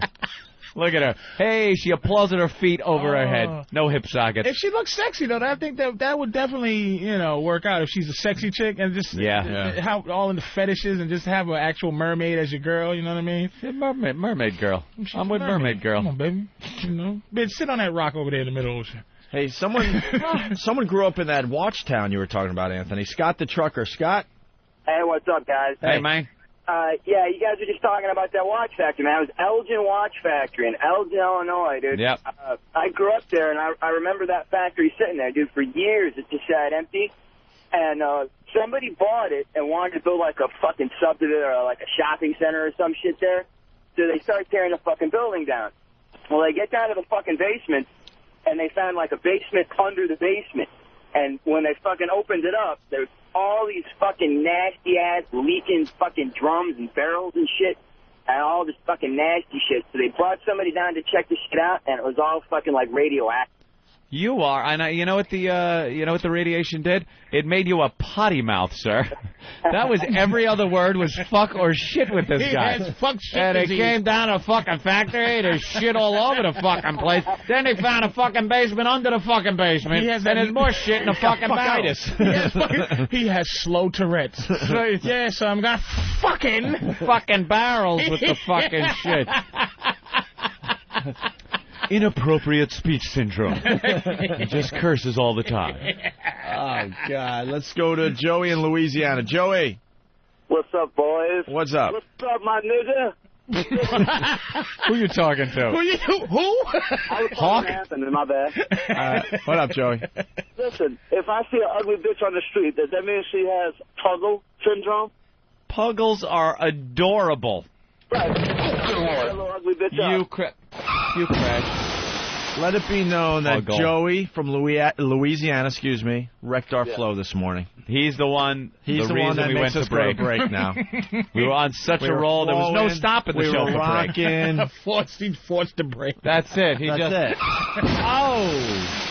it. There's a time that comes around that you gotta regroup and blame it on Joey. And we gotta blame it on Joey in Louisiana today. All right. But we're going to go to break with an old Opie and Anthony bit. Actually, it's an Anthony bit. I had nothing to do with this. Really? What year was this? Well, you were talking about Greaseman. So we found the old Greasola crayons bit. Oh, the racist Greaseman, of course. The racist Greaseman. The story was that Crayola came out with a bunch of new colors. And they were getting rid of some of the politically incorrect ones. That's right. Indian red was a color of a Crayola crayon.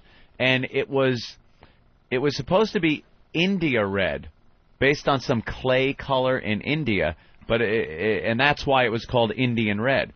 But people got upset because they think red skin Indian, and they actually changed the color, which I thought was politically correct and silly.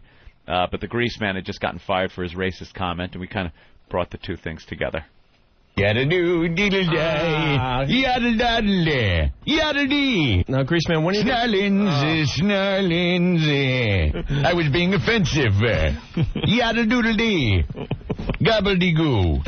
Greaseman, you really got to get another job because we're sick of having you on our show here. Waddle-daddle, please hire me.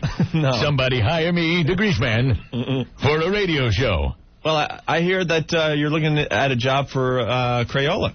Yes. With Crayola, I should say. Well, actually, the Greaseman is coming out with his own line of crayons. Racially insensitive crayons. I looked in the paper and I saw, the Greaseman saw that Crayola is removing Indian red. Yes. From their box of crayons. Because it's not politically correct and they don't want to tick off any people. Insensitive to the Injuns. That's right. As we like to call them, the cowboy killers. I remember as a cowboy slinging lead against the Injuns, their arrows whooshing over my head. The redskin. But yes, very, very upset about Indian red in the crayon box. Yeah. So Crayola pulled it. Well, they're going to continue making the color. They want people to come up with a new name for that color. Yeah. Let's see. How about Kimosabi? Yeah. Yaddle doodle.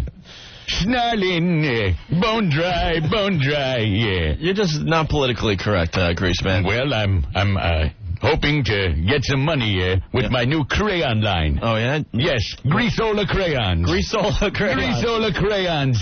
Could you and the sharpener on the side makes the crayons as pointy as my head. Yaddle daddle, bone dry.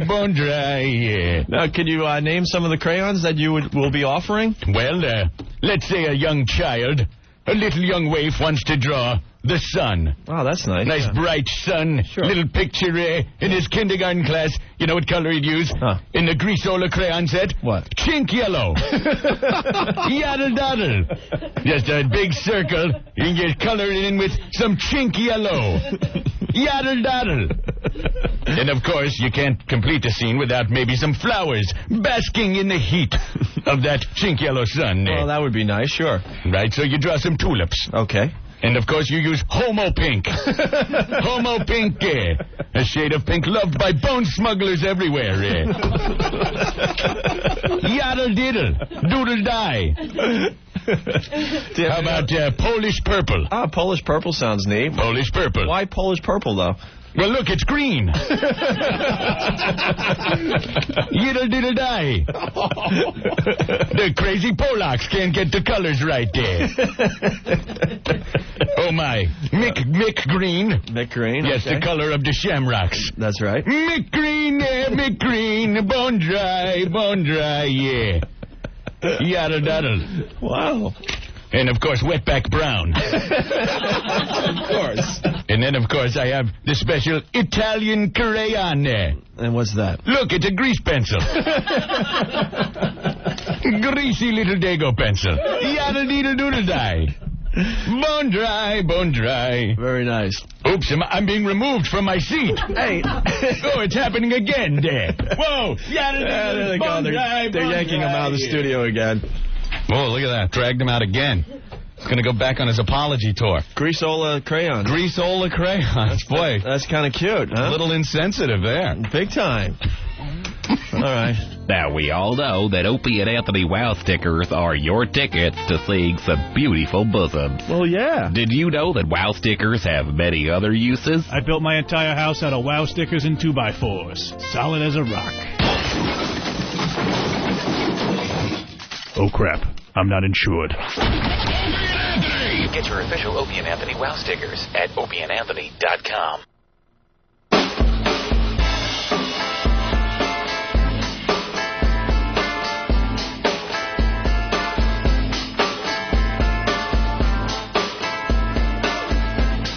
You're checking out the Opie and Anthony program on this fine Whip 'em Out Wednesday. We'll get into the whole WoW phenomenon a little later on. Patrice O'Neill in studio. Goddamn, a lot going on today. I think we got Disturbed stopping by and COC. Actually, Pepper from Corrosion of Conformity. Lizard Man's outside the studio. He had so much fun yesterday. He just stopped by to say hi. Just hanging. We pretty much have like an open door around here. Yeah. Every day there's like fans and people just hanging out, checking out the show. We got a communique in our hands from the AP, Anthony, worth reading. Serious shares slide on analyst downgrade. We've been talking about this for a while, actually. Shares of Sirius Satellite Radio Incorporated dipped Tuesday after an analyst warned that the satellite radio provider could have a hard time matching the hype surrounding its programming deal with Howard Stern. Yes. We've been talking about this for months, man. Sirius is just banking on Howard, and that is it, and that is why they will fail miserably. It's going to be rough. We've been saying this for months. Yesterday, XM signed Bob Dylan to do his show. And that's what XM does. Yeah. You know, they're spreading it out, man. They're getting people from all over the place. Sirius shares fell 45 cents or 6% yesterday, Anthony. Ouch. We believe the recent media attention surrounding Howard Stern's arrival at Sirius has caused its stock price to become completely detached from the underlying business fundamentals. So what they're saying there, Opie, is that all the Howard hype has pumped the stock up, regardless of what the truth of the matter is, based on the company's financials. You know, if you look deep into the company's financials, they're not in that good a shape as they would like to be, I'm sure. And I must disclose right now, I am a serious stockholder. If I'm giving stock advice, I'm like Imus. Imus is always talking about, Opie and Anthony are good friends of mine. I hope they do well on XM, but I own Sirius stock, and I hope they do well. And I own the stock. I know what to do. I make my little trades here and there. Yeah, you'll punch out. Yeah. When you have to. I know when to dump out. And they're recommending that you sell Sirius and buy XM. I should have punched out yesterday. They're recommending you buy XM Satellite Radio, who's more than 5 million U.S. subs, tops Sirius's 2 million plus count. And XM Satellite Radio had a good day yesterday, the shares.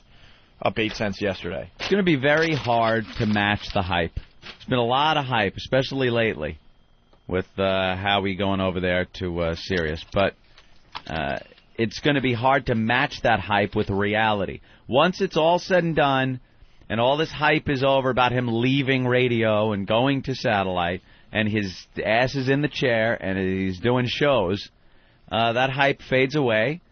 And now, you're talking to a lot less people than you were. The newspapers write that. You can't. What do you think? The newspapers are going to go, Howie building an audience, one person at a time, hoping to. No, it's going to be 90% of Howard's audience doesn't come with him. Doesn't go with him. So you got to build a whole brand new audience. That's what we've done in the last year and 3 months. And you're not going to hear Howie yelling and screaming that he's going to kick XM's ass. Impossible. No. Will not happen. Mm-mm. By the way, we'll always have more listeners on radio now, as far as the satellite radio game goes. It's just how the companies are. This company much greater than the little doggy company. That's a fact. You know what was that quote he had? He's not even allowed in Canada. We're all over XM Canada. He's not allowed to do Canada. What was a quote he said he'd been doing subpar radio for 10 years? Yeah, I got that somewhere. Is that his clip? Yeah. Yeah. What we love about this clip is while he's been doing subpar radio the last 10 years, we made our names in radio in the last 10 years. Playing by the same rules. Playing by this exact same rules. I've been doing subpar radio for the last 10 years. All right. Subpar radio, 10 years. When did his movie come out? I don't know. Was it 97, 98, somewhere in there, probably. And a little before that, things started. You know what it is? It's not. It's subpar radio because he's not the same guy. It's not the same show. There's no making it the same show again. It's just I can't see it going back to that. When he's on the likes of, when he's on the shows of the people that he used to make fun of, before he started doing what he's calling subpar radio. That was entertaining when he would goof on Larry King, goof on the news programs, all this. And now he's on there, and this kind of started when his movie came out, and you'd see him being on all these talk shows and go, wait a minute, that isn't Howard. He doesn't do that. And just proving that he's just a phony. Yeah. And now it's even worse. I mean, I understand you got to promote yourself, and that's fine, but the whoring that's going on and the ass-kissing with people that just...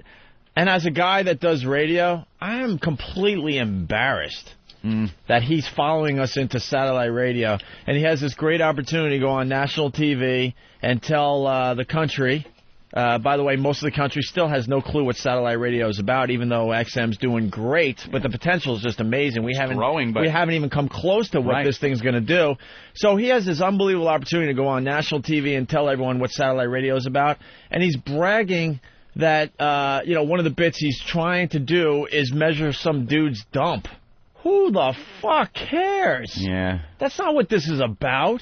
You can do that stuff on the side, no problem, and people out there, some of them will enjoy it. But that's not what satellite radio is about. No. And he's an embarrassment to the whole industry. Those are like the little things that you could do. Tissue time? He's bragging about tissue time? Yeah. He's bragging about having girls talk dirty on the radio? That's what satellite radio could do, you stupid ass?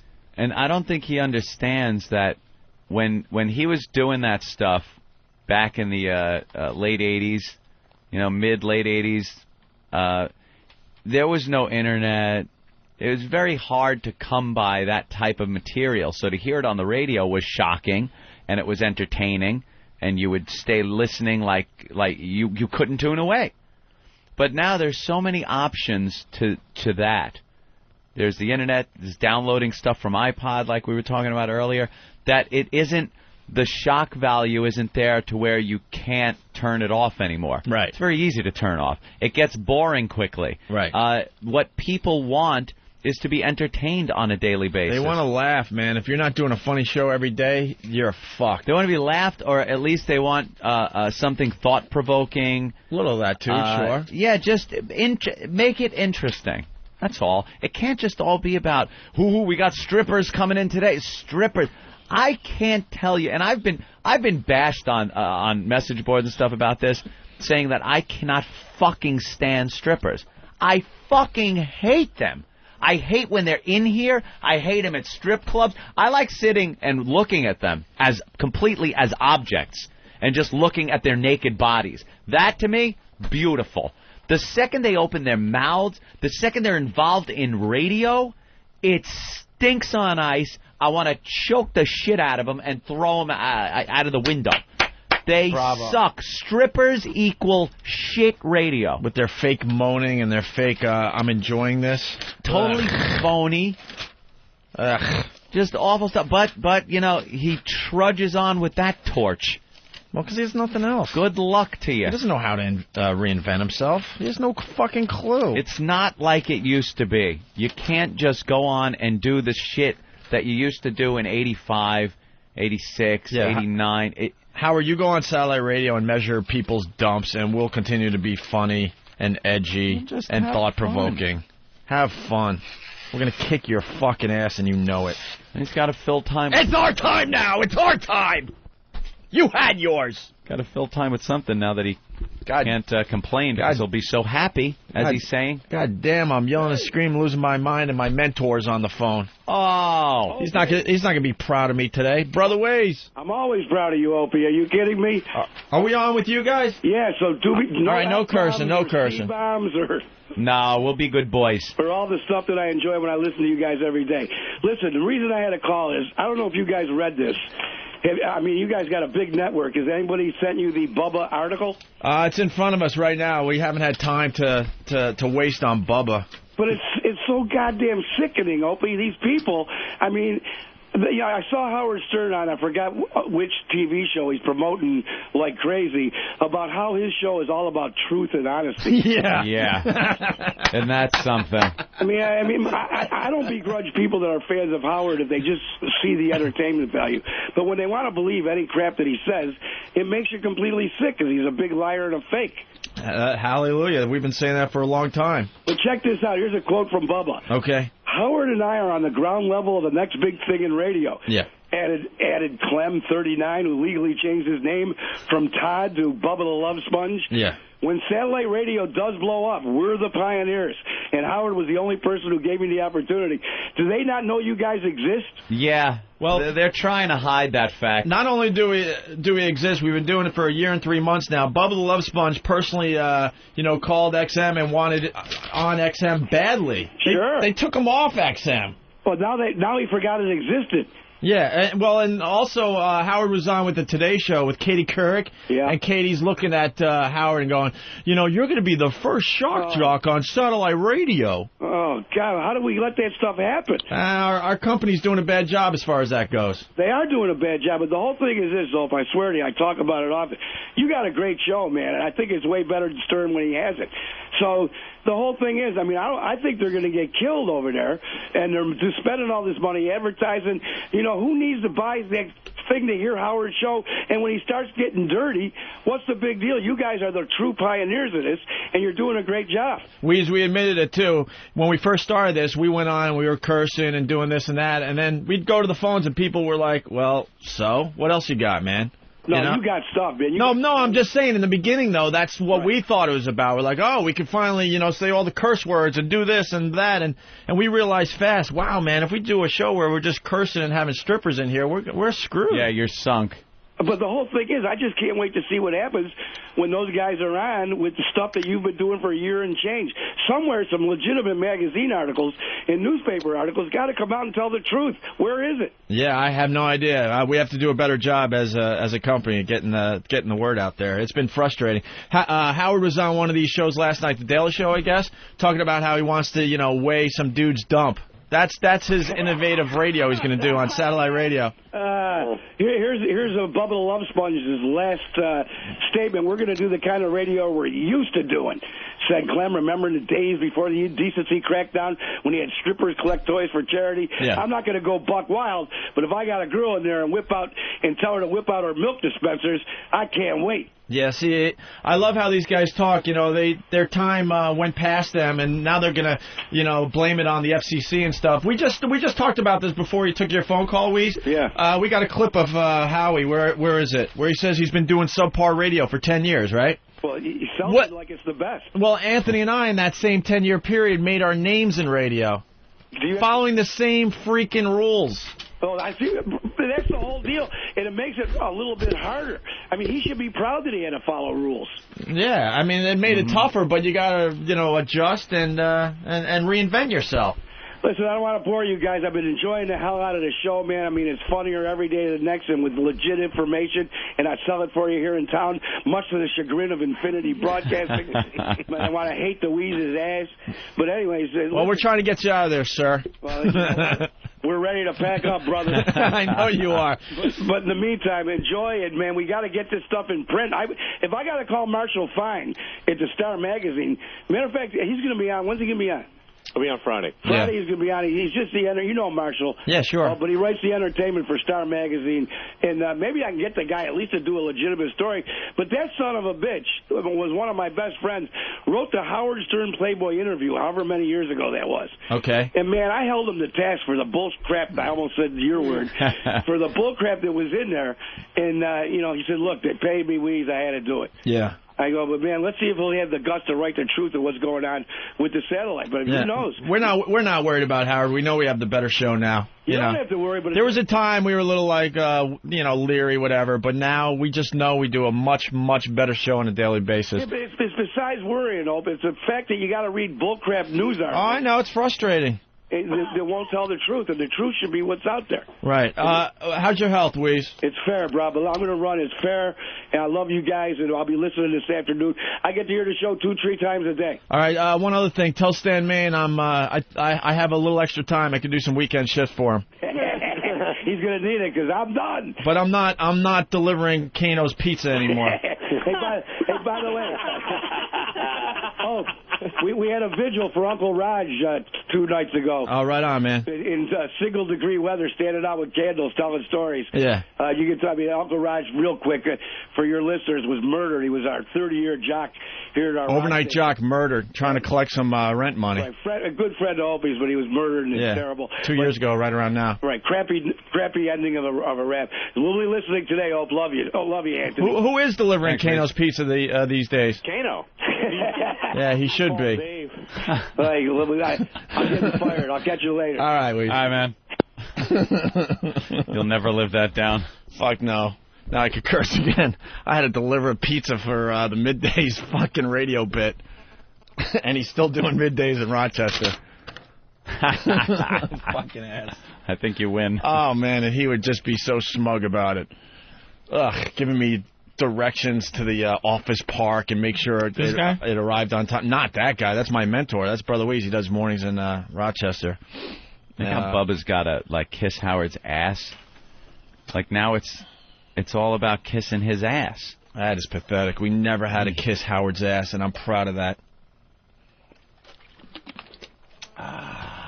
Well, have fun over there. Let's go to Big Ass Member.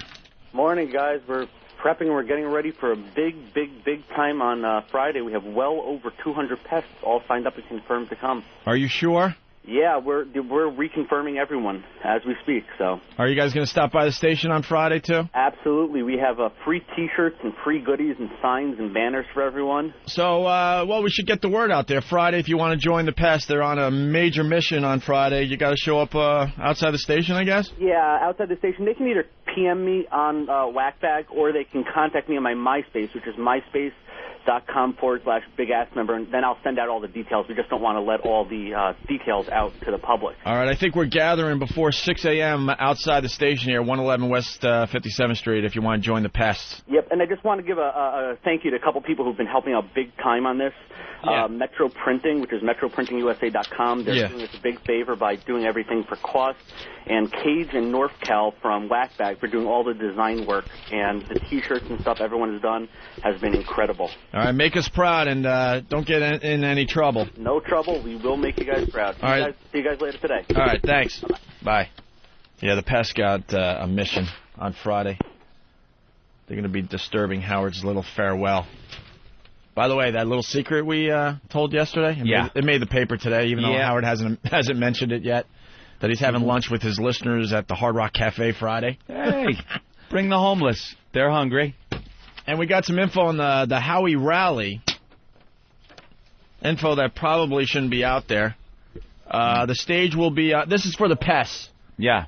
We're taking this moment to stop the radio show to give a communique to the pests. So listen closely. Intel. The stage will be on 56th Street between 5th and 6th Avenues. Gates open at 6 a.m. 6 a.m., so you're going to have to get there early. Mm-hmm. Hence, gather outside the station before 6. Right. Howie addresses the crowd at 9:45 a.m. Uh-huh.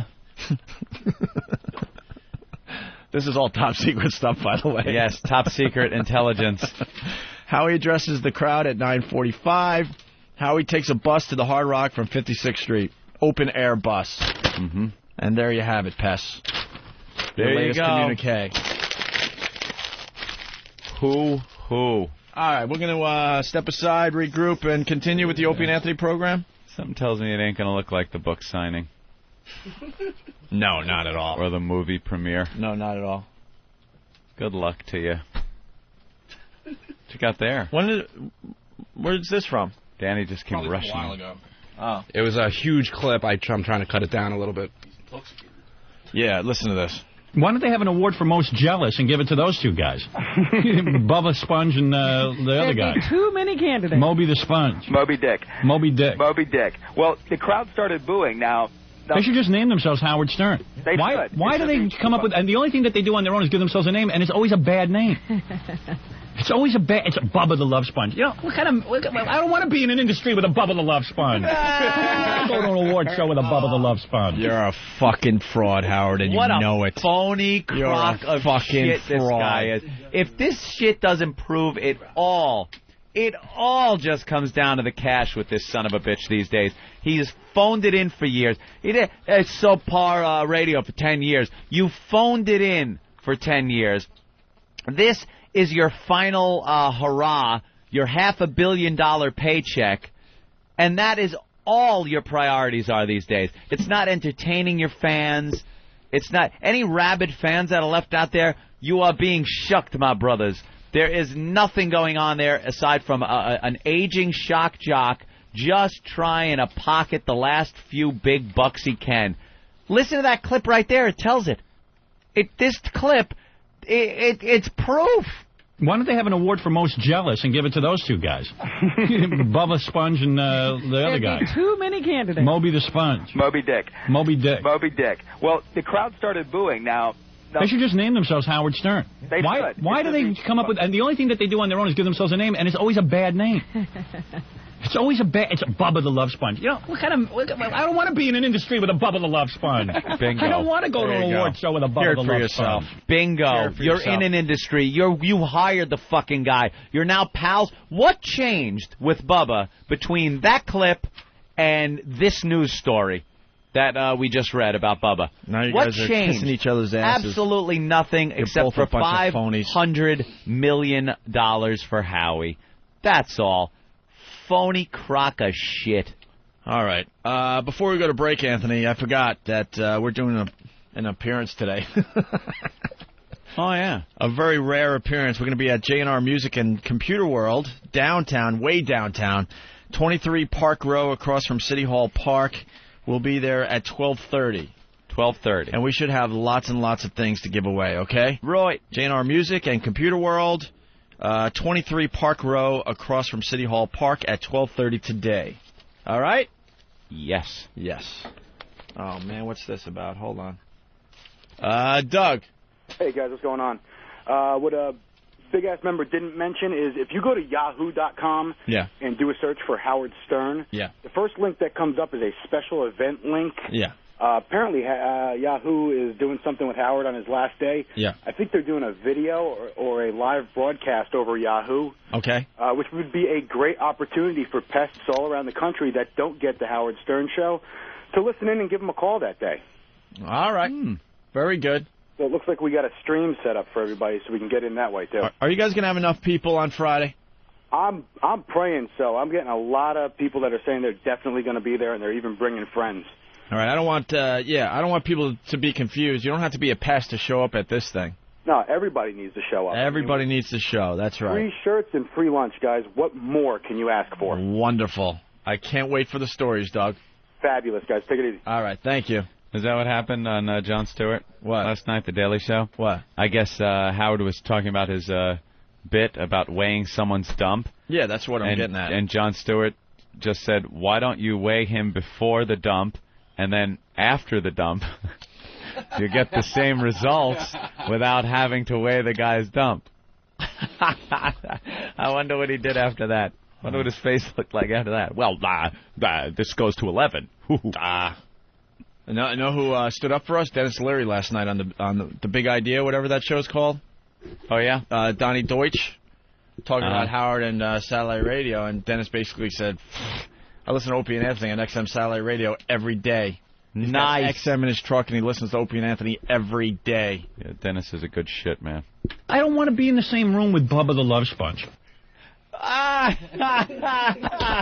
What changed, Howie? I don't want to be in the same room with Bubba the Love Sponge. Gee, I wonder what changed. I don't want to be in the same room with Bubba the Love Sponge. You don't? Well, you hired him. The scary talent Bubba the Love Sponge is now your go-to guy. For $100 million a year, you'd do a show with your ex-wife. 500. I don't want to be in the same room with Bubba the Love Sponge. Well, that's why I said a year. Yeah. Oh, okay. Doesn't want to be in the same room.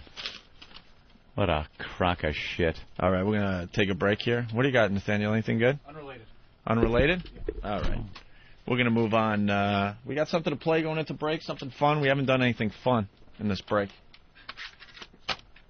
How to get the intelligence out there for the pests. I understand. That's cool. Let's see. Okay. What? David from Disturbed is here? Yes. All right, cool. We'll talk to him next. What's this? Oh, Merry fucking Christmas? Yeah, we can play this. I heard there is no Christmas in the silly Middle East. No trees, no snow, no Santa Claus. They have different religious beliefs. They believe in Muhammad and not in our holiday. And so every December I go to the Middle East and say, hey there, Mr. Muslims, Merry fucking Christmas. Put down that book, the Koran, and here's some holiday wishes. In case you haven't noticed, it's Jesus' birthday. So get off your heathen Muslim ass and fucking celebrate. There is no holiday season in India, I've heard. They don't hang up their stockings, and that is just absurd. They never read a Christmas story, they don't know what Rudolph is about. And that is why in December I'll go to India and shout. Hey there, Mr. Hinduist, Merry fucking Christmas. Drink eggnog and eat some beef and pass it to the missus. In case you haven't noticed, it's Jesus' birthday. So get off your heathen Hindu ass and fucking celebrate. Now I heard that in Japan, everyone just lives in sin. They pray to several gods and put needles in their skin. On December 25th, all they do is eat a cake. And that is why I go to Japan and walk around and say, Mr. Shintoist, Merry fucking Christmas. God is gonna kick your ass, you infidelic pagan scum. In case you haven't noticed, there's festive things to do. So let's all rejoice for Jesus. Merry fucking Christmas to you. On Christmas Day, I travel around the world and say, now it's Christmas bonus and all you atheists too. Merry fucking Christmas to you.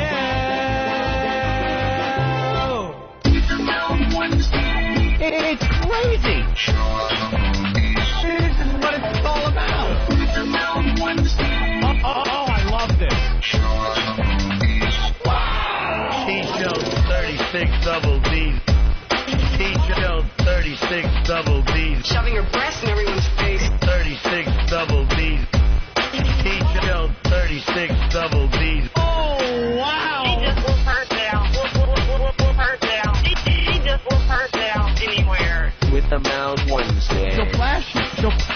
She'll flash you. Hey, I'm all for it. She'll flash you. And there's boobs in your face. I'm all for it. Breast. Hey! This is what it's all about. Oh, I love this. Wow.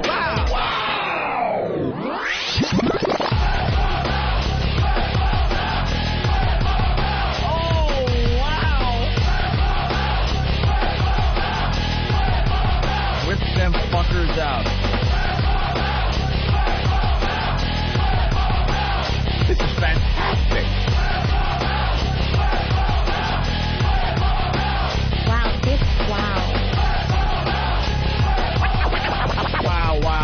Wow. That's why we call it wow. Talk about the boobies. Take your balls and take it off now.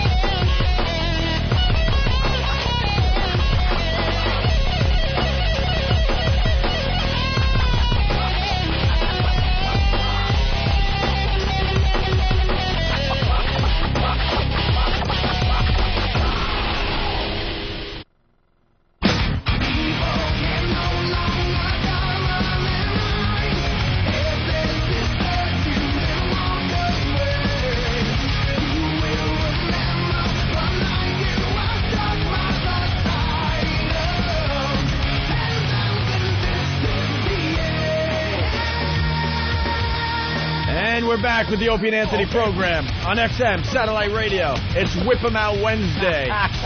We love the wow. We love the wow. We love the wow. They got us over a barrel, Patrice. There's nothing I can do about it. Us. Got us over a barrel. We got like 3 conversations going on right now. Yes.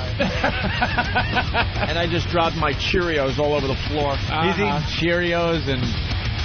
He really makes me sick. And you brought a basket of death. I got a basket of death and doom out there that I brought in. That all of a sudden, I guess for the first 2 hours we've been here, the thing was sitting where I left it, all still wrapped up in plastic. It's one of those giant baskets. What, you hit your head? Yeah, you know I got to pick up all the Cheerios or the world's not right. Every single one. People are too scared to ask, too, because, it's like you got motherfuckers so... it's like Opie runs a tight ship, so yeah. I ask. I'm like, whose sandwich is this? What is this? There's a basket of sandwiches in this motherfucker. Who's eating them? And they open it up and it's chocolate covered bread. I run a tight ship until something goes wrong, like my Cheerios fall. I'm like, oh, Cheerios all over the floor. I gotta find every single one of them. The next thing you know, I forgot about the radio show. It's all about making sure all the Cheerios are back where they're supposed to be. If you want to fuck me up, just drop marbles, man. I'll be chasing marbles all morning. Everything membered. Fucking Jack Nicholson. What's that movie where he's 85 new bars of soap? I sound like a scary motherfucker and all that, but all you have to do is throw marbles at me. It's all over. That's my kryptonite. It's like, oh, boy, look at all the marbles I now got to pick up. Yeah, brought that basket in, and it's full of chocolate goodness. There are gingerbread men in there and all kinds, and it's giant. So it sat there for 2 hours while people were just drooling, looking at it, wondering whose it was. So I walked out for the last break we did, and someone asked, "Did you bring this in?" I said, "Yeah, you know." I go, me and my chick picked it for, 2 seconds yesterday, and she just went, "Get this the fuck out of here." I'm about to throw that shit out the fucking window. And unless I want what we were talking about yesterday, an 800-pound girlfriend, that basket came with me this morning and sat out there. Patrice went at this thing. You know Jurassic Park, when the Jeep gets turned over and he's trying to get at the kids in the Jeep and he's pulling the tire off? That's how Patrice hit this basket. Fuck. And it's so good. Because it has disguised healthy shit in it. It's like, it's pretzels, no salt pretzels. Yeah. Dipped in chocolate. I know. There's like this cakey goodness in there and fudge things. Oh, they're ripping it apart like a gazelle right now. I know. The hyenas, look at the hyenas waiting. Just ripping it apart. The hyenas are waiting for the tigers to leave. The damn gizzard is the only thing left in that thing. All right, I had to run out of there. Hey, let's get out there. He's been waiting a while, and he's been up all night. We got to get David in here from Disturbed. They just played the Nokia Theater last night and just rocked. Absolutely hell of a show. Rocked. Oh, yeah. What's up, David? There he is. How you doing, man? How are you? Welcome to the Opie and Anthony program. Have you slept yet? A little bit. A little? Just a little? You ever up this early or no? Yeah, I'm actually up this early all the time, believe it or not. Get out of here. Yeah, I'm not Why? a big sleeper. Why? Oh, you don't sleep in general? I'll sleep when I die. Yeah? Too much to do right about now. How many hours a night you get? 2 to 5. And you're all right with that? I have been for about 17 years. God bless you. I don't know how you do that. I need like 10, and I never get it. I don't even remember the last time I got 10. Really? Nah. See, he's a busy guy, though. It's a rare night. So the show went well last night? Yeah. Yeah? Yeah, show went real well. I know. I talked to Ben, our producer, who's, he is Mr. Rumor guy, Mr. Gossip guy. He knows everything. Yeah, and he was like, it was great. He was so pissed from the stage. A fucking guy in the back wasn't doing anything, and he was lambasting him from the stage. It was fantastic. I guess some guy was... There's always one guy, and particularly you come to New York City. Yeah. It's like, oh, you think I'm getting up out of my seat? I am not getting up out of my seat, flipping me off and grabbing his crotch. And, I'm like, oh, that's great. You go ahead, make a spectacle of yourself. And so I singled him out. It's the one guy that pisses you off, too, right? Because the rest of the crowd was probably just having a great time. Well, there was this one little pocket that looked like it was like the tastemaker section. Too cool for the room. Yeah, they won't stand up and get into the show and whatever. And it's just, I know some people think it's like pompousness or whatever, but my job as the front man is to get people involved, is to engage them. And if you're sitting down in your seat at a rock show, there's something wrong. If you're not into it, if you're not getting up, if you're not pounding your fists and showing me those devil horns and just going off, then we're not doing something. Either that or you're not digging what's going on. Right. So it's my job to kind of light them up a little bit. And the guy was all smiley. He was just happy that somebody was giving him attention. Acknowledging him. 90% of these people do it just to be able to be noticed. Yeah. Hey, I was that guy he singled out. Okay. Like, why would you show up in the first place if you weren't enjoying the music? Yeah, well, because maybe they have to, or maybe their girlfriend dragged them there, or maybe, who knows. What's the mix of the audience? Guys and girls? Yeah, it's a good mix, actually. You get that? Oh, we had this one girl Here we go. on top of the audience last night. The most beautiful set of breasts I've seen in a long time. Wow. And I've seen quite a few. On top of the crowd. So natural, real Was she breasts. topless? For a little bit. For a little while she was flashing them? Oh, God. I asked her to show me again. And she did. Of course she did. Beautiful. They were spectacular. When they're on top of the crowd, you're just looking like, oh, here comes the slaughter. And hands are coming up and they're getting Actually, she was just like, kind of on some guy's shoulders. Oh, on the shoulders. So it wasn't riding the crowd. It wasn't surfing. You know, otherwise, I'd feel really bad for. I've seen that happen at a lot of rock pass shows. Girls around like bowling balls, giving them the shocker and just kind of passing them to the next guy. Like she's been violated. I try not to let them do that. If I see that kind of stuff going on, I say something about it. But these women have to know. You can't do that at a rock show. Some of them like they get a little drunk. Some of them like it. Some of them like it. Some of them are just hammered. Some of them like it. Some of those summer outdoor shows, they're not wearing much to begin with, and they're just getting violated. You guys still get a good pit going in front? Oh, yeah. Yeah. Oh, That's for the kids. That pit's for the kids. I don't remember the last time I got caught up, because I like seeing a band up close, especially when before we got into radio, I would just go to shows like a civilian. It wouldn't be in like some section that the radio station had sectioned off or anything, and I'd want to get as close as possible. And I think the last show I actually went to was it was Chili Peppers, STP. Oh no, Smashing Pumpkins and Pearl Jam. It was some ridiculous lineup. Like before they all just went huge. Yeah. And I was right up front, and they start up, and I got caught in some shit that I swear I thought I was gonna die. I did not think I was getting out of this alive.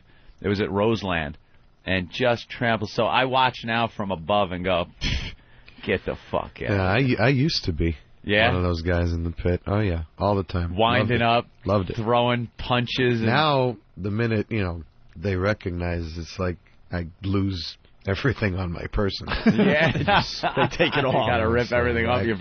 You're a fucking souvenir, man. Can't do it anymore. Yeah. We got to say hi to a bunch of people here. Steven in Rockland. What's up, Steven? Yo, I just want to say, man, Disturbed is like my favorite band to come out in the past probably 10 years. Since Metallica, I fucking love that band. You guys are amazing, and I just can't express. I mean, to anybody who's never heard you, they need to go and pick up every one of your albums. Yeah. Thank you, and I appreciate every piece of music that you put out. Thank you very much, man. Not bad. I feel so out of this conversation, too. I just don't know you are just out of it. I just know nothing. I apologize. That's nothing about Disturbed. Everybody's like, Norton's like, you got to get an autograph. You got to, his mama said That's a compliment right there, that Jim Norton, who doesn't like anybody, any bands that, unless they've been around for 25 years, he's like, and he loves you guys. Cool. I love it. The only problem I have is the speeding tickets. Yeah. And I'm sure you hear it a lot. There is something about Disturbed that makes you drive really fast. And you're singing, you're trying to sing, and you're putting on an angry face, and you're fucking flying down the expressway. It's music that's meant to, inspire. I got the Disturbed. Yeah. I got Disturbed on my iPod, and when I'm not feeling it in the gym, I go right to Disturbed. The next thing you know, I'm pumping like soldiers. Ridiculous amount. Always tell me. People serving in the military always are telling me that they're playing our stuff before they go to battle. You ever see some of the videos that are coming out of there? It's amazing the day and age we live in, where the soldiers over there are taking their camcorders, they're videotaping battles. Fucking battles, man. Yeah. And then they either ship them home or they're on their laptops when they get back. They're putting them to music and making music videos out of these battle sequences. Yeah. And I've seen a few using your music. And it's kind of twisted and sick. At the same time, it's some of the coolest shit you've ever seen. Yeah. I don't like any of the dead body stuff, and unfortunately that's part of the war. I just like the mechanized shit, the explosions. Unfortunately, there are people being blown up. You sound like Celine Dion now. None of the dead body stuff. Yeah. that murder thing, I'm not digging. It makes a great music video, I gotta tell you. It's very, very powerful stuff. I like it too. Actually, I watch the History Channel or whatever, all the time, right? Yeah. I love it. Where does it come from out of you? Because there seems to be like that, just the anger, you mean? Rage. You don't have to look far. I mean, just have your eyes open. It's not like. Is it personal rage though, or is it just what you see around you? It's a combination of things. I mean, the music is always reflective, or rather the lyric and what I'm writing about is always reflective of the vibe of the music. The music always comes first. So I'm simply basing it on what kind of energy and what kind of vibe the music is giving me and how it makes me feel. So it's not like everything is specifically geared towards anger, but it's healthier that way. Yeah. You know, I mean, you sing about, happy horse shit, and it's like, it's just not as fulfilling some of the time. I mean, music is meant to be therapeutic. It's meant to be able to get out your demons and express, your deepest emotional parts of yourself, and it's effective in that way. I mean, that's why it kind of, I'd much rather get energized by a song than get depressed by one.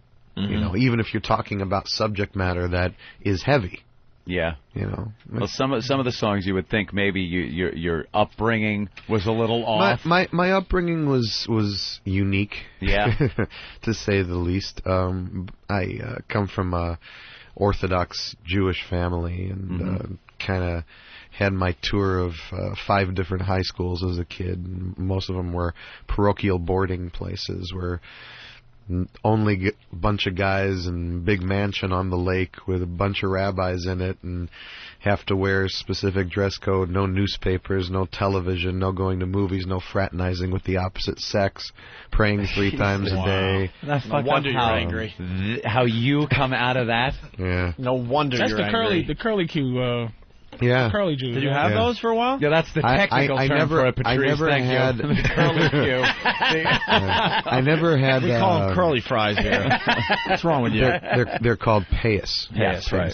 And I've never had ones that big, but I used to leave them unshaven back in the day. We're talking like when I was 12 years old or something. What happened? Did you have some kind of awakening where you were like, this isn't quite where I want to... I studied Judeo-Christian theology for 17 years, and I just never found the elements within, to be perfectly honest with you, any aspect of organized religion that just did anything for me significant enough to make me have any sort of awakening. I'm spiritual. I believe that there is a God or a power or whatever you want to call it, Mother Nature. It doesn't matter what you attribute to it, but it's not a business. And people have no business making it a business. If I had my way, there would be no organized religion. Religion shouldn't be organized. Yeah, somehow someone figured out how to parlay someone's hope and faith into a money-making venture. Yeah. I don't know when that happened or how, but... I'll never forget the first time I walked into the Vatican and just seeing this tremendous, just example of just capitalism in religion. Yeah. All this gold, all this money, everything that's so showy. It's like, God, does God need this? What is this for? How does this help me in my life? Yeah, where it should be a humble place. Melt it down, take the money, give it to the hungry, give it to the poor, do something good with it. I mean, the single largest landowning organization in the entire world. Yeah. Catholic Church.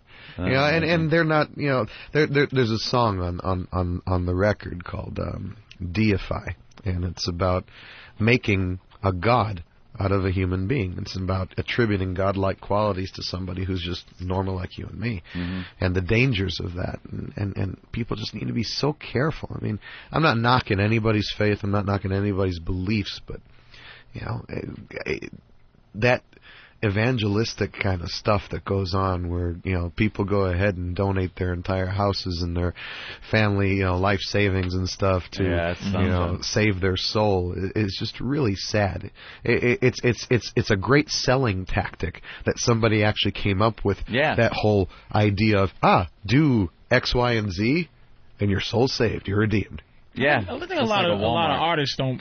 You find that with artists. Every artist, even a lot of comics and musicians, they believe in that. That's what that you believe in something because you don't want to be, in case there's a god, a dude, a white guy with a beard, you don't want to be like, fuck that, I don't believe in shit, but you believe because it is. It was like you just believe because it is a belief. It's something bigger, but you don't want to go, Like, why am I putting this money in this little pot to give to God? Am I giving this shit to God? Or And the rules that are written out, and it was all just people writing the rules, and I'm sure. Yeah, St. Paul was a really good, inventive writer. He came up with that whole New Testament idea. So, David, can I go to your shows? Religion? You're David, right? Yeah. Am I safe at your shows? Let's be honest. Are you safe? I mean, if I go there, is it what a lot are you worried about?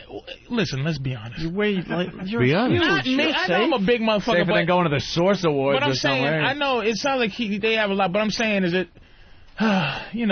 Come out with it. Yeah, is it is it like those mosh pit? Yeah, is can it white boy music? Shows and be safe? Are you trying to say? Me feel like I'm the fucker. Are you trying to say? Can I go there and I'm like, Disturbed's more than white boy music. I'm not trivializing his fucking music. I'm just saying. You'd actually be really surprised seeing the range of people that actually come to the show. Try to say some shit, man. It's a pretty broad range of people. I mean, it's all walks of life, all colors of skin, all ages. I mean, we get all kinds of people coming into the shows. That's the beautiful thing about a rock show. It's not denominational on any level, at least not ours.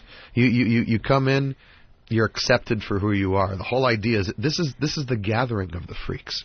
This is the gathering of everybody in life who has to worry about everyone else's eyes on them every moment of their life. You come into the one room, you're next to everybody, you feel everybody's heat, you feel everybody's sweat. You join in this gigantic spectacle of just expelling power. And it's intoxicating. That's what any good show should be for, but particularly ours. I mean, and you don't have to be in the pit. Well, can I start off in the press box just to take a look? Take a look up above. Can I peek down there? All right, maybe I'll go in that section. You're going to see some energy down below.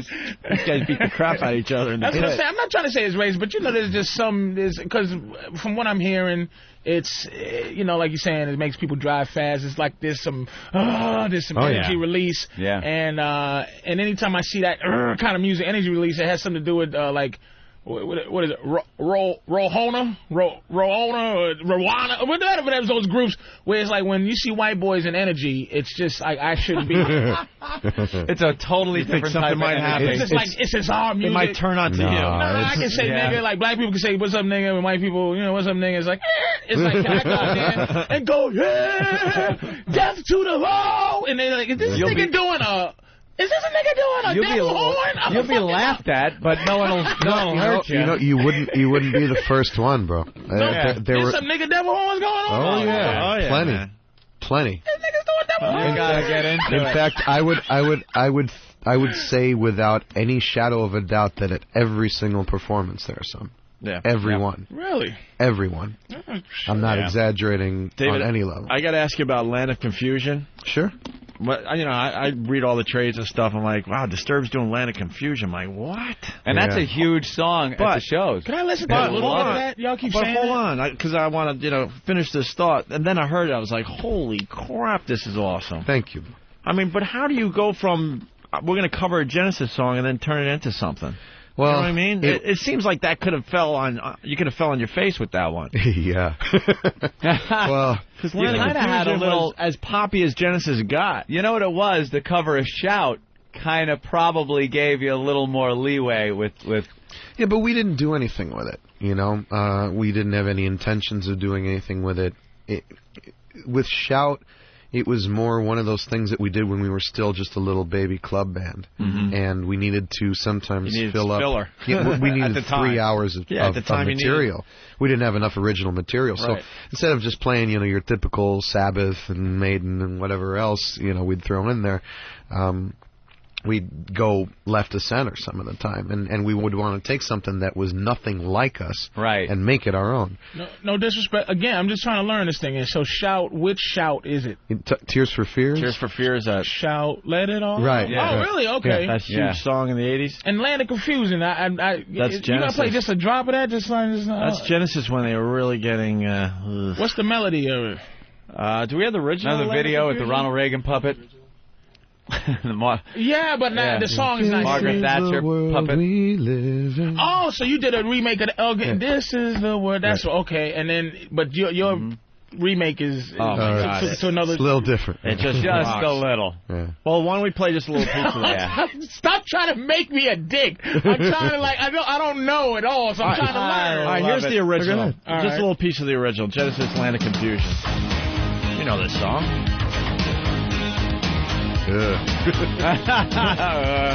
How many times did you have to listen to the original? Too many. So what was the inspiration from this that made you go, I like to remake this? Danny, my guitar player, was watching, some old school video stuff one day, and the video with all the puppets came on with Reagan about to push the button thinking he's calling for room service. Yeah. So he, called me and we talked about it, and at first I was actually really adverse to it because I don't like Phil Collins at all, so with all due respect, I know we're doing this song, but I'm just not into the vibe and vibe. Well, and I've just heard things about the guy, and I just didn't want to have anything to do with it at first. And then I started thinking, well, listen to the lyrics. It's very poignant for today's times. It fits. The whole theme of their video makes sense with today's cast of characters, too. And, the more we started working on it musically, I started coming up with ideas for how I'd approach things vocally. That little keyboard line that you hear in there lends itself very easily to a guitar riff. And is he getting paid? Phil? Publishing-wise, yeah, he will be. From this song? Well, just for being on the record, there will be a mechanical royalty thing. Have you heard anything from any of the guys in I don't care. Doesn't matter. I mean, if they like it, great. If they don't, also great. It makes no difference. You want to hear what... Yeah, well, let me hear All right, you want to hear what they did with that? Yeah, definitely. All right, listen to this, man. Listen to the vocals, though, man.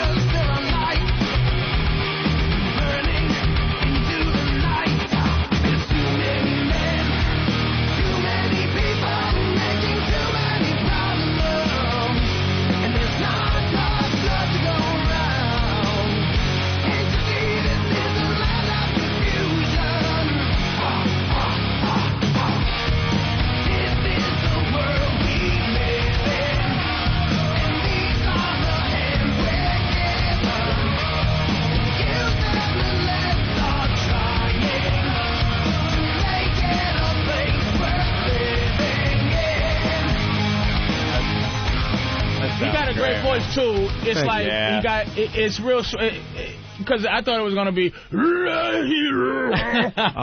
growling shit, but it's smooth. It's kind of This is kind of cool that you've never heard Disturbed. So you're getting like a fresh opinion. I don't want to get into a fight with Dave, but he sounds like an edgy Phil Collins. I ain't bullshitting. No, it's just it's a Phil Collins. It's not. It's just rocky. Phil Collins. You feel what I'm trying to say? Phil Collins on steroids. Yeah. And the lyrics, goddamn, I didn't even realize it so makes sense as far as today goes. Yeah. Is that the closing bit? Or that's the opener? Is that what's that? In the show, you mean? In the show, yeah. In the show, it's somewhere in the middle. Oh, really? Oh, is it really? Yeah. I like the guitar on that one, man. Yeah. That just sounds song, man. I like amazing. That. All right. God damn. A lot of people want in here. Let's say hi to Paul in Texas. Paul, what's up? Oh, David, how you doing, man? I'm so glad to hear you on the radio again. Good to be here. Hey, listen, man, a couple things I'm going to hit on real quick, and I'm going to shut up. Sure. I'm so glad you guys came out with a new album. I've been waiting for this for a long time. Thank you, brother. That track 12 on Believe, you need to let them hear that Patrice hear that, because he don't have shit, because you have got a beautiful voice. Thank you, brother. Down. That is, Thank you. You're talking about Darkness, yeah? Amen, brother. That is my favorite song. Thank you, brother. You got a good voice, man. Really nice. Yeah, there's a couple of different styles your voice has. There definitely. There's one song, goddamn, I can't remember, off of the first album, or at least the the one before the last one. Was that your first the album? Sickness, yeah. Yeah. It almost had like an 80s sound to it, and your voice, your style of singing in that one is a lot cleaner. Yeah. I think of which one. I know, me and my probably great memory. Probably Numb. Let's go to. Yeah, I think it was. Okay. Let's go to Brother Joe. Brother Joe. Hey, gentlemen, what's going on? Hey, man. What's up, Brother Joe? You know what, man? I don't know. I wanted to ask David, were you actually going for a Phil Collins sounding vocal on that? Because, I mean, with all due respect, I mean, you know. There you go. Thanks, dude. Oh, shit. You guys are fantastic. You guys are unbelievable, man. I mean, I dig the band, but the whole not digging Phil Collins thing, your voice has very similar qualities to Collins on that one cut. Yeah, well, you gotta, I'm in the studio. You got to do the hands back.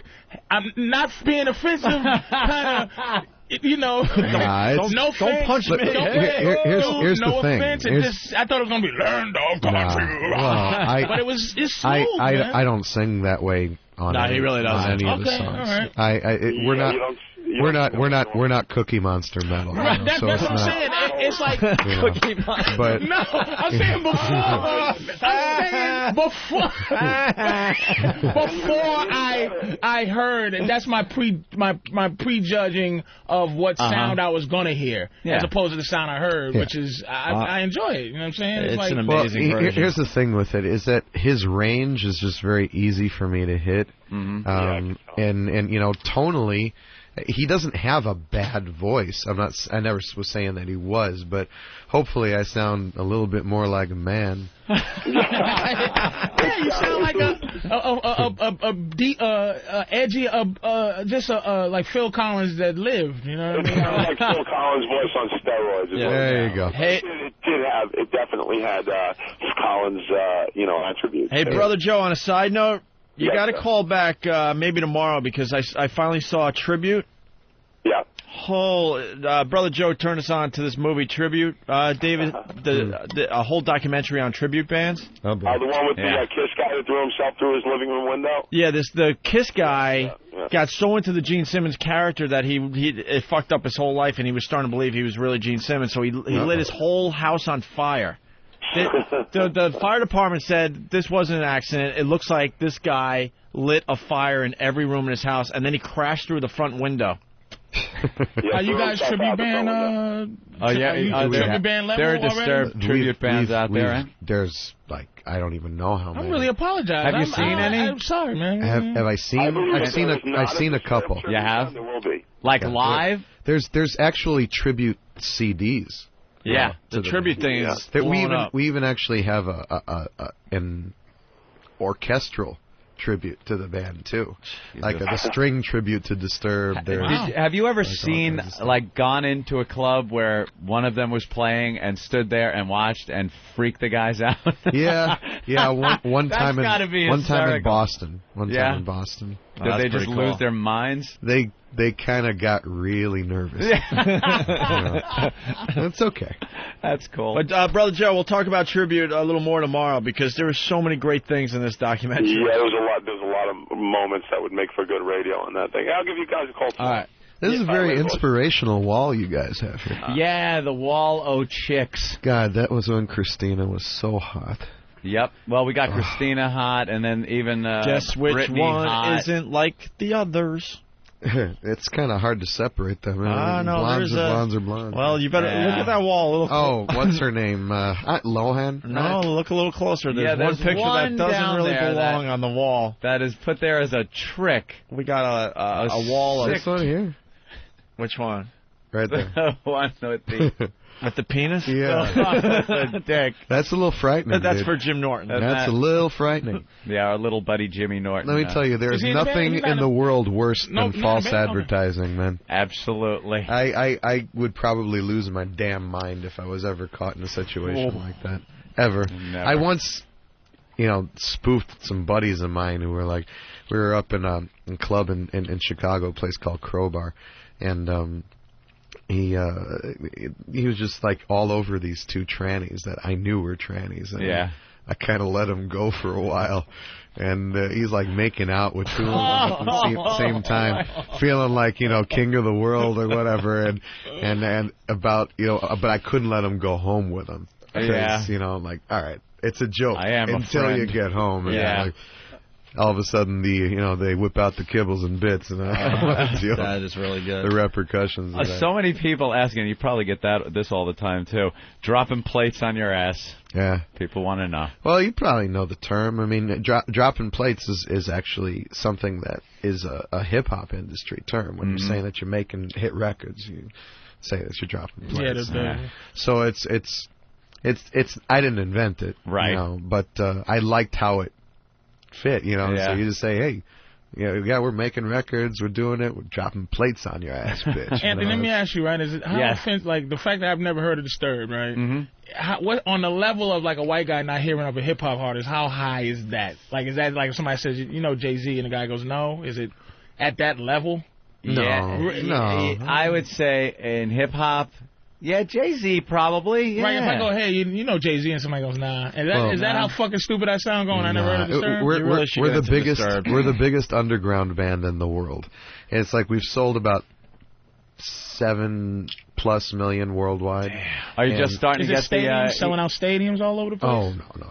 We do, when we do our own big headlining tour, it's typically like, you know, hockey arena kind of size places, if you kind of get like the Madison Square, the theater at Madison Square Garden, or bigger than that? It sounds about right. Are you getting the people, though, starting to, you know, motherfucking sell out, man, you know? Oh, whenever you go beyond the point of being somebody's own little treasure, right? You know, it changes. They get pissed. It's kind of like, you know, you lending out your ex-girlfriend. You know, she was mine originally. Now, everybody gets to partake. And, you know, it just pisses people off. We got a lot of questions coming in. Nate in Brooklyn. Nate. Hey, good morning, guys. I've been waiting to hear David Draiman on your show for so long. David, I'm a huge fan, but one of my best friends swears he went to yeshiva in Neve with you. Is that true? It's probably true. In Israel. Yeah, he's in Telstone. What's his name? Leib Lippman. It sounds familiar, Yeah, he was one of my best. He swears, and he said he knew you were going to be huge way back when you guys, it was like 92 or 93 or something like that. Oh, how could he know? I wasn't even doing anything then. He said, no, he was a drummer, and he said you and a couple of other guys, you had a band together. He said, form a band with them. In Israel? Yeah, this was in a yeshiva in Israel. Yeah, when I was 18. Yeah. Wow. Awesome. You guys rock, man. Thanks, all right, Nate. Take care. Oh, yeah. The Richard Cheese stuff. Yeah, Richard Cheese. This is great. You've heard of this? No. From the Dawn of the Dead. Richard Cheese. He did a remake of a song on Dawn of the Dead? Yeah. Listen to this. Just a piece. Does a lounge version of Down with the Sickness. Shit.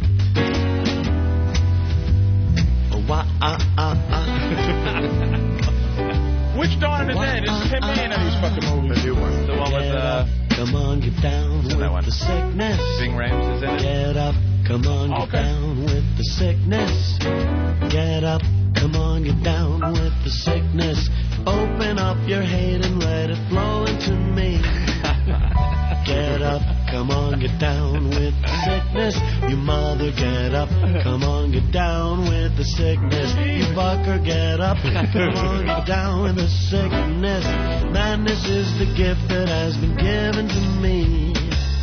I can see inside. How great is that? Fucking guy, like, he could have easily been Rod Stewart if he just took a wrong turn and shit. Fuck, he turned right into like rock, man. It's like this guy really got a great voice, man. Really good voice, man. That's Dick Cheese. Yeah, that's the guy named Richard Isn't that Cheese. nice? That's covering not you. One. No, it's covering one of his songs. Oh, it's a guy covering one. I thought that was them fucking doing the fucking shit. Fuck no, dude. This was this guy does covers of all kinds of rock bands. From me, nigga, I'm trying to learn about the goddamn shit. The dude is laughing at you now, like, man, you don't know shit. I'm trying to figure out why this extreme Not fighter. you, David. This dude. There's an extreme fighter in the studio. Just this dude looks making sure everything goes okay here. He has the I'm not coming to his concert mustache. Once a motherfucker has the Fu Man, when white boys get the Fu Manchu and shave the beard in the middle, they got a little something behind that that you don't want to know about. Security. And he's with David, right? Oh, he's making sure everything's okay. And he's right behind me, motherfucker. I'm an entertainer too. I'm not trying to rob Dave. I'm just You don't know shit. You don't know me. Choke him. Oh, shit. You never heard Down with the Sickness? No! Oh, my God. Now we got to give you a piece of Down with the Sickness? We got to teach you all about Disturb today? Yeah, this is a He's getting an education. All right, as we get that song queued up or whatever, let's say hi to Wendy. Wendy! Hi. Hi. Hi, David. I Hi, just wanted Wendy. to let you know, first of all, you have a sexy voice. Thank you. And I saw you 3 years ago at Ozfest in Pittsburgh. Okay. I have a question. Sure. I ran into a roadie named Randy. Zephyr, I think is his last name. Do you know him? No, I can't place the name. Big, Go ahead. fat, ugly, sweaty guy. That's one of many, darling. Yeah. It's a roadie. Well, my friend, well, she wasn't my friend, flew him to get back to stage to see you. Now, I wouldn't... You never hear that. Happened before. Yeah, I would not do that. I mean, he was just so gross. I couldn't. I wanted to see you and all, but I couldn't do it. And my friend got to meet you, and Life it really of a fucking sucked. rock star, huh? Yeah, And the I road know. crew. I know, and you probably don't even remember her now. Are you sure she actually met me? Because Yeah, she typically I don't... Actually, she said she had her picture taken with you. Okay, well, that sounds right. Her name was Paula. She had all these bitch? little braids in So her that shit hair. really happens where you got to blow the roadies and stuff. Oh, yeah. And Yeah, the he- roadies are getting the action. Oh, yeah, he's disgusting. Listen to Miss. Well, it all depends on what kind of action you're looking for. You know, I mean, And how did they- how long ago are we talking about here? 3 years. 3 years ago? And how did the conversation go down?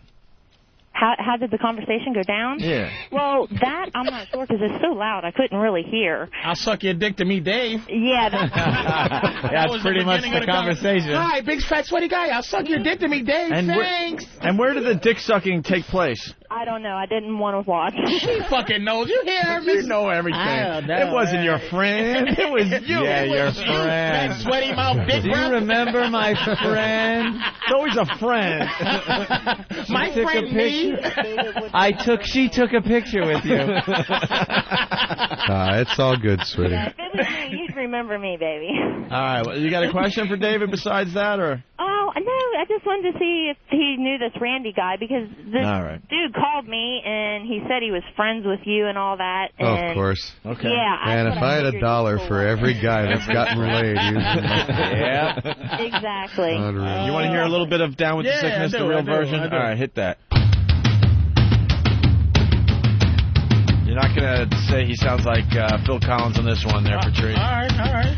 This is one that make you drive fast, so it's just grrr. Love that sound. Absolutely. Oh, shit. Nice build on this song, man.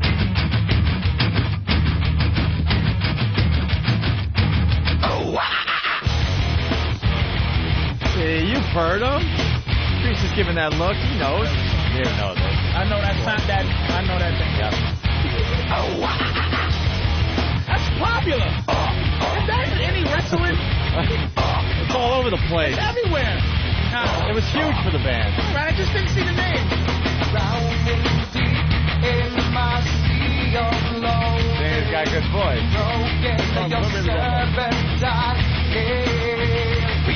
And then the devil talk. Gotta have two sides, right? Of course. You ever do any WWE stuff? You did some WWE Yeah, stuff, right? I fucking know. Suddenly it changes. Violently it changes. No, there is no turning back now. You've woken up the demon. Yeah, man. Get up, come on, get down with the sickness. You know this, Patrice. Get down with the sickness. Get up, come on, get down with the sickness. Open up your hate and let them open the mace. Get up, come on, get down with the sickness. You must not get up. You know that. Yeah, you know what it is? This is the problem, and this is the problem cross-culturally. It's like people go, oh, that's a great little rap song, you know, well, I like that. But never go, who is that? They just go, I like that. I like and that. I just, I like that. Don't give a fuck who did it. Some white guy somewhere. It's Disturbed. Now I know. Now you fucking know. Pass good it one. on. Good one. Good group, whoever. Tell the brothers in the community. Yeah.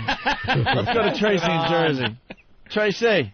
Hey, good morning, guys. Good morning. Hey, David, I love you. You are phenomenal. I love the band. I just had to tell you, don't be too hard on that shout cover that you did. You guys are like downplaying it. You just did it at Source of the Pub. In our house, that's starter disturbed. I've got a 4-year-old who's been rocking out to that, and he just loves it. Cool. A 4-year-old son. Nothing wrong with that. He's turned 6 now, and he heard the Tears for Fears version of it the other day, and he just didn't like it. Started crying. Like, what's this? It's not hard enough. Good. All right. Great. Thank you. So much. All right, let's go to Louisiana. Paul, what's up? Hey, David, you did a deal on the Playboy Channel about 2 years ago. I watched. You were taking pictures of one of the Playmates, right? Yeah. And you were saying something to her that they would not say, but she kept going, I wish he'd stop. He's making me blush. What the hell were you saying? You want to know what I was saying? You had that girl red as an apple. I would not say it. I can do that sometimes. I was just trying. I wouldn't know. I was just trying to inspire her to get a little sexier with me, bro. I went up to her. I started whispering in her ear. I said, "Pretend there's no one else in the room. Pretend it's you and me, and pretend it's about 3 drinks in." And just relax and pretend like you're doing this for me. Forget everybody else in the room. You're doing this for me, and you're building me up to the point where we're going to finish this. And I was just talking about that kind of stuff, and she was all about it. And it's very unfortunate that her kind of boyfriend was hovering over the whole situation. Ah, shit. You're not married? Oh, no. Smart man. Oh, no. Look at that, right? Smart man. Right? Smart fucking man. What do you think of the rock stars that get married? God bless them. I mean, fuck that. Well, three of the guys in my band are, either ready or on the way. Are potentially ready to give away half of what you've made as a band. It's not about that. Why be a rock star? You get to a certain place in your life, crying on the bus, and where all of the backstage craziness and whatever, it does get old after a while. I mean, I'm nowhere near the kind of dog that I used to be when. First Ozfest, when the record first came out, things blew up, and you're kind of like a kid in a candy store. I mean, we used to have contests, me and guys, how many girls we could bang in a day. And it would be me and 2 other guys on Ozfest just neck and neck. And I think the most I ever did in one day was 6. And it's just Christ. And that was when you're just trying to do numbers, but that kind of passed relatively quickly. Yeah. And these days, and I was always safe. I don't want to die doing this. And everybody has to have an AIDS disclaimer these days. Condoms on now. Hey, I'm not sick. You know something? You'd be surprised how many girls are willing to just go raw. Boom, and it's so wrong. They hate rubbers worse than we do. Yeah, but something? I hate VD worse than they do, so it's all right. But I'm not done fucking until my fuck career is not done until I can continuously fuck mixed girls, half Asian, half Hawaiian bitches. When I can get those bitches to just fuck me, what are you, baby? I'm Mongolian and fucking Russian. Good. And I can fuck them, then my fuck career, my fuck thing is over. That's when I'm like, you know what? I'm just going to concentrate on my career. Yeah. You get to a certain point, though, where you're more discerning. Yeah. And I'm very, very picky. You had them all, right?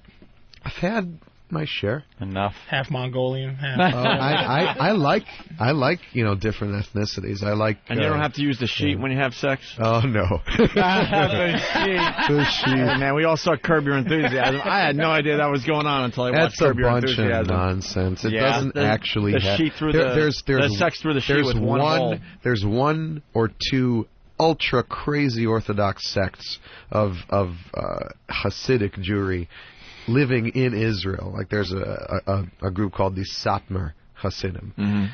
And there are some of them that will utilize that method because it's still a matter of just trying to be demure and humble and just not throw everything out there. But the whole point of sex is to be able to get turned on. The whole point of sex is to see your wife or your significant other's body and let that be inspirational to you. Otherwise, how do you keep things going? I wouldn't be any good fucking a sheet. It's the sheet. That is one of those things that have it's stayed in urban legend. It's just legend. Yeah. Literally. Believe me, I've got 200 some odd relatives still living in Israel. A lot of them are Hasidic. A lot of them are very religious. None of them. No sheet. No. You drive through Brooklyn. It's not like I ask all of them, hey, you been fucking through the sheet lately? But, it's... You drive through Brooklyn with a friend, and they'll be, hey, you see that fucking guy? He's got to fuck her through a sheet. It's always got this. Someone's always got a fucking story, Yeah. Let's go to Mike in Jersey. Mike, what's up? Hey, I want to ask Dave, back on the music Music as a Weapon? Sure. He got on stage at Asbury, and some dude got messed up in the pit, and you actually stopped the show. Were you actually going to stop it? Because I was yelling and screaming going, you ain't got a hair in your ass to stop this show with all these people. Oh, yeah. I'll stop it at a moment's notice. I'll stop it for any reason that's valid. The last thing you want to see is somebody get hurt. But, I'll stop the show for... somebody being insolent. I'll stop the show if they're being too gropey with the girls on top of the crowd. I mean, there's certain times when you need to pull people in check, and this music has a tendency to, like I said, to let the animal out of people. And you gotta be careful sometimes and pull back on the reins. Right on. And the second question was, did you choose Starland for the tour? Personally, no. We went ahead and when we did this whole Jägermeister run, part of what we set up is we wanted to make sure that instead of going into big rooms all over the country and doing one night, that we do multiple nights in small venues. So Starland was actually a venue that I dug from the last time that we played there about a year and a half ago. So I was certainly into it, but I personally don't choose the venues. I kind of leave that to the agent. Sonny Forelli from Boston, a faithful listener of the show, asked Dave about the reporter that called him a white supremacist. Did that go down? A Jewish white supremacist? Isn't that funny? Is delicious. Yeah. I want to hear this one. I love it. No, not what she said was that I was part of the show. I have people put their fists in the air. Okay. That's part of the concert experience, and they're thinking fists in the air is some sort of Nazi rally sign. Some guy had carpal tunnel syndrome but couldn't close his fist. Just did one of these, like, all right. Fucking Nuremberg, Bunch of nonsense. Unbelievable. I've gotten into more fights in my lifetime, physical fights, with neo-Nazis probably than anybody else on the planet. Really? I in my youth, that's all I did. And Chicago used to have a bunch of them. I don't know if you remember back in the days, in the late 70s, there was that march in Skokie, Illinois, of the white supremacists. There used to be a lot of them. And I used to wear the skull cap and the whole 9 yards. It was very, I had no problem showing my Jewish heritage. Right. That's fucking great. And I remember one time going to... little kid, just going to the arcade. Got my allowance, was going to go play some video games. Have a little fun. And, these two, neo-Nazi skinheads, they scope me out. I'm on my way out of the arcade, and they're like, hey, Jew boy, you look like you got a lot of money there. And, one guy comes behind me, grabs me by my arms, and, the other guy starts to, trying to get the wallet out of my pocket after he, gave me a nice little fist to the face. So I ducked down, lifted my heel into the guy behind me's balls, went to my bicycle, pulled off my bicycle chain, and proceeded to whip the living shit out of these guys until there was blood all over me. That's the anger, baby. There blood all over the floor. That is the fucking anger right there. I go home, race home on the bike. I come home, I got blood all over me. My mother's like, oh my God, what happened to you? I'm like, it's not my blood. Don't worry. That's great. There's nothing that chaps my ass more than, these ignorant, hateful bastards that have no reason to exist on this planet. I think every time that there's a Nazi demonstration or a march that there should be a little bit of napalm dropped on the area. They don't deserve to live. Is that when you listen to a song? You want to talk about a final solution. But without them, we don't have Disturbed. Those two dudes made you the fucking anger we have today. I would never give them that credit. Yeah, never. There's plenty of things to be angry about. The KKK made me funny. Who are you directing a song like Enemy? Who is that? Is that Enemy more... is a song about. It's the name of the song is actually Conflict, but Enemy is repeated a million times in the song. So, but the song is about war. People who look for an excuse to go to war. People who are always trying to find a reason. making everybody out to be an enemy, finding one within yourself, that you are actually the real catalyst for it, because you're just looking for another person to fight. Right. Yeah, that's another great song. If I may kiss your ass again. Thank you. So obviously you voted for Bush. No. Oh, that poor stupid man. We have an illiterate. It's unbelievable. Unable to speak, warmongering, deal-making, terrorist harboring. You must got a few songs on him, right? Deify. That song I spoke about earlier starts out with an excerpt from Bush's 9/11 speech. It's exactly case in point.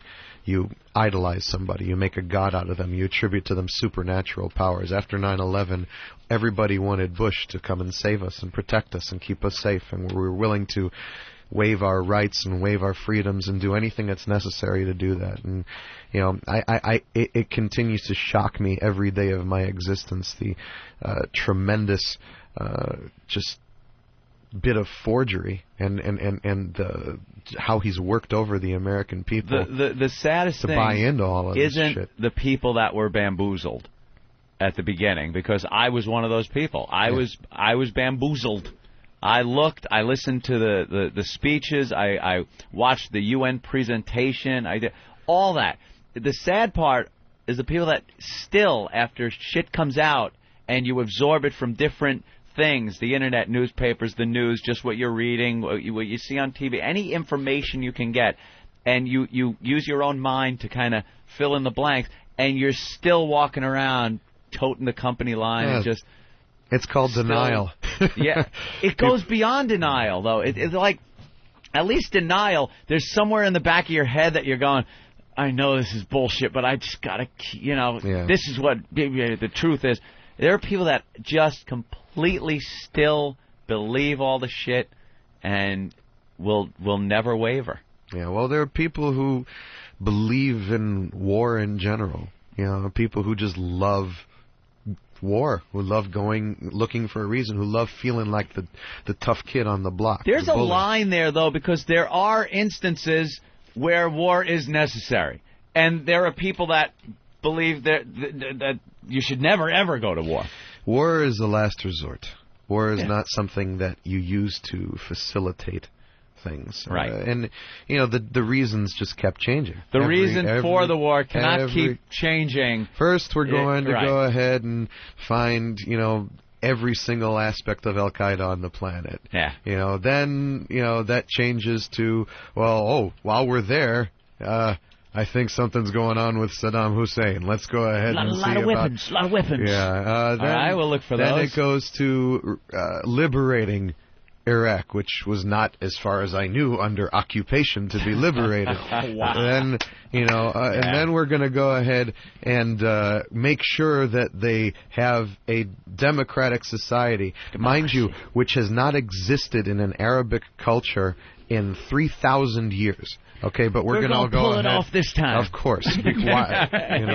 It's just we're due, people. We're due. It's supremacism. It's us pretending that our way of life is better than theirs, which have existed for centuries, and going in and saying maybe they don't want our way of life. Maybe they're happy the way they are. Maybe they're happy with having a Islamic fundamentalist leader that's somebody that their masses can actually believe in, as opposed to elections and so on and so forth. They don't necessarily want all that's fine as long as they leave us the fuck alone. That's the operative point of it. Because if you put a religious fundamentalist in, odds are they're going to rally their people based on a hatred. Saddam wasn't a fundamentalist, though, wasn't No. Saddam wasn't fucking Saddam was probably the lesser of two evils, to be perfectly honest. The guy, I don't remember him ever doing anything that really put a direct threat to the United States of America. Kuwait, fine, he's threatening his neighbors a little, the only threat there ever was to Israel. People. The only threat there ever was to Israel, and it's sad that they're in the middle of this whole thing, because it's always a matter of, it always comes back to, well, We're going to push the Jews into the sea. We're going to Great choice of real estate, by the way, over there, Israel. Hey, let me tell you, us Jews, we know where to buy. You know? Now, do you think Bush... Hell was wrong with Peru? You think like Bush hears a song that like deify, and it's like he's like fuck this dirt. Yeah. They don't know what the fuck I'm doing out here. Nothing would make me more proud. Reaches his ears like pop that in the presidential limo. Listen to that. Hate that guy. Fuck him. Let's go to Bob. I don't think he's ever heard of it. Bob the trucker. Bob, how you doing, guys? Pretty good, Bob. This is one of the most intelligent rockers I've ever heard. Thank I've you. only heard the snippets of Land of Confusion on your program, but yeah, we come out of breaks with Land of Confusion stuff. Discover a whole new band I can like. Nah, you got to buy the whole collection, man. You'll love the music. I'm going to go find it. Absolutely. And I want to tell Patrice that he's filling in for me. I don't know Disturbed very well, so he shouldn't feel embarrassed. He's helping me discover this band too. All right, right on, Bob. See how I bring everybody together? All right, cool. All right. Well, we should, great, man. We should let you go, Dave. All right, brother. We got a couple things. We got a pair of tickets to the show tonight, the Jägermeister Disturbed COC show at the Nokia Theater in Times Square. We'll give a pair of tickets to someone that's in the area on the phone lines, okay? And what Disturbed song you want us to play today? Anything? Why don't you play the new one that's coming out, Just Stop? Just Stop? Mm-hmm. That's the new single. Number 2, right? This one's dedicated to Lizard Man. What's this song about? Lizard Man out there. Yeah, it's about those people in life that are always looking for a reason to criticize, always looking for something to pick on with you. Ooh. Shit. Wow. It's Patrice O'Neill. To me. It's dedicated to me. Jimmy, all you comic fucking insecure bastards. Fucking hack comedian. The new CD is 10,000 Fists. Dave, thanks for stopping by. Thank you, guys. Have a good show tonight, okay? Cool. And we'll play Just Stop here. Disturbed, everyone. We'll be back with the Opie and Anthony program.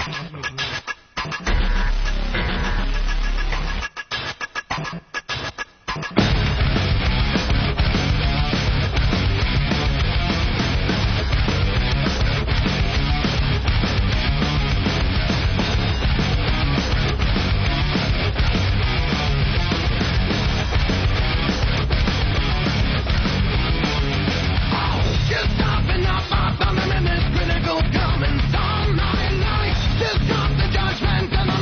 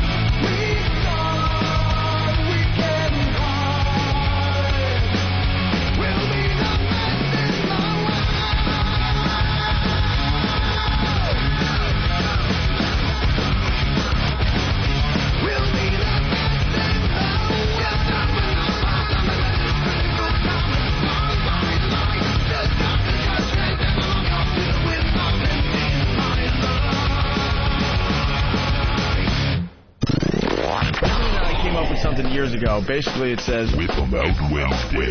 Big, luscious, juicy ones. Wow. The swinging tribute to unrestrained female anatomy. It's Whip 'em Out Wednesday. The Opie and Anthony Show.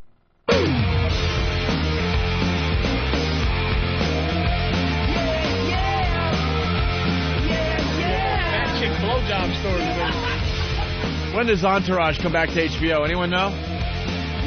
January? Hopefully. Love that show. So hard to keep track of all the different shows between Showtime and HBO and reruns and when the new ones come on, and there's so many different shows to watch. You do the Entourage? No, I never got into the Entourage. Man. I'm on the Deadwood, Rome, Curb Your Enthusiasm, Sopranos. Yeah. I'm on those shows. Oh, go Entourage. Entourage is a lot of fun. A lot of fun. I was going to say something. The only network show I'll watch these days is My Name is Earl.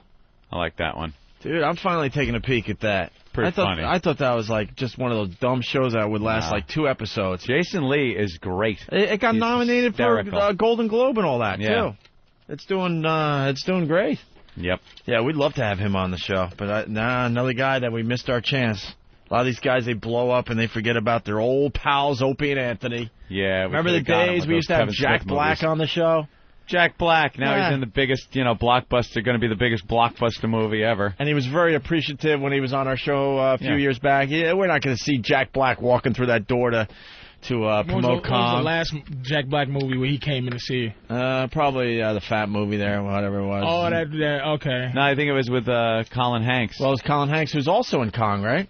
Is he? Isn't Colin Hanks in Kong? He is in Kong. He is, right? Colin Hanks, that movie, what was that? It was the... I was in the studio that day. Orange County. You were in the studio the day both those guys came in? I was trashing Colin Hanks, and I think I was trashing Colin Hanks from acting like he was too cool to be Tom Hanks' son.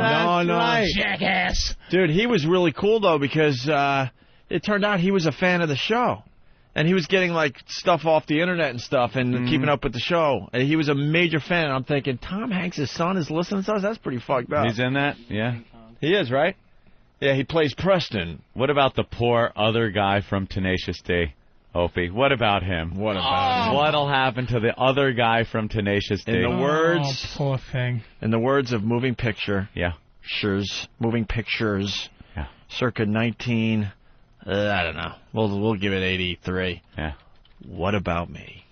What about me? It isn't fair. What about me? He's done. You know that song from Moving Pictures? What about me? One Hit Wonder. Do we have that in the old master computer?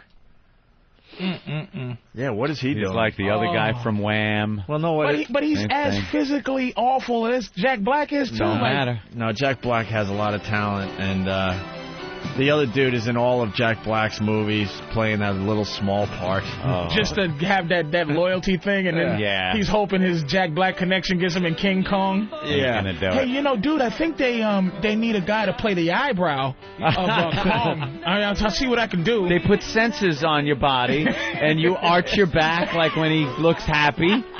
You're going to be the eyebrow. That's an important part. What was the movie? School of Rock or whatever it was? Yeah. I think he was like the gym teacher in the teacher's conference room. Can you do amazement with your body as an eyebrow? Oh, yeah, that's good, but no. Maybe you could play a nostril. Look, dude, I'm not going to go to Peter if you're not good at being an eyebrow, dude, all right? You can't embarrass me like this. All right. You know it's over. Gotta be a better eyebrow, man. The other guy from Tenacious D. Oh, the other Tenacious D guy. What was the year on Moving Pictures? What about me, by the way? Was I close? No one? No clue? All right. Get rid of that. So Jack Black, could you think you could get him on the phone? Never.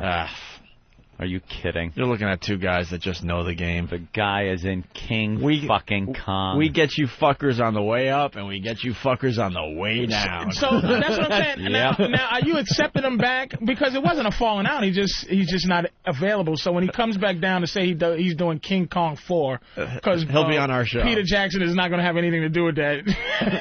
And he comes back and he's like, "Hey, how you doing, fellas?" Will you be like, "How come I didn't see you on King Kong 1 and 2, man?" Yeah. Dude, Our show is all about, we get these guests. If we were in a time machine, man, it would be the coolest thing. A-list. It would be unbelievable. A-listers in a time machine. We're the last ones that got to interview Kato Kalin, okay? I mean, yep. He did every other interview in the world. He finally walked through that door about a month ago. That's our hell.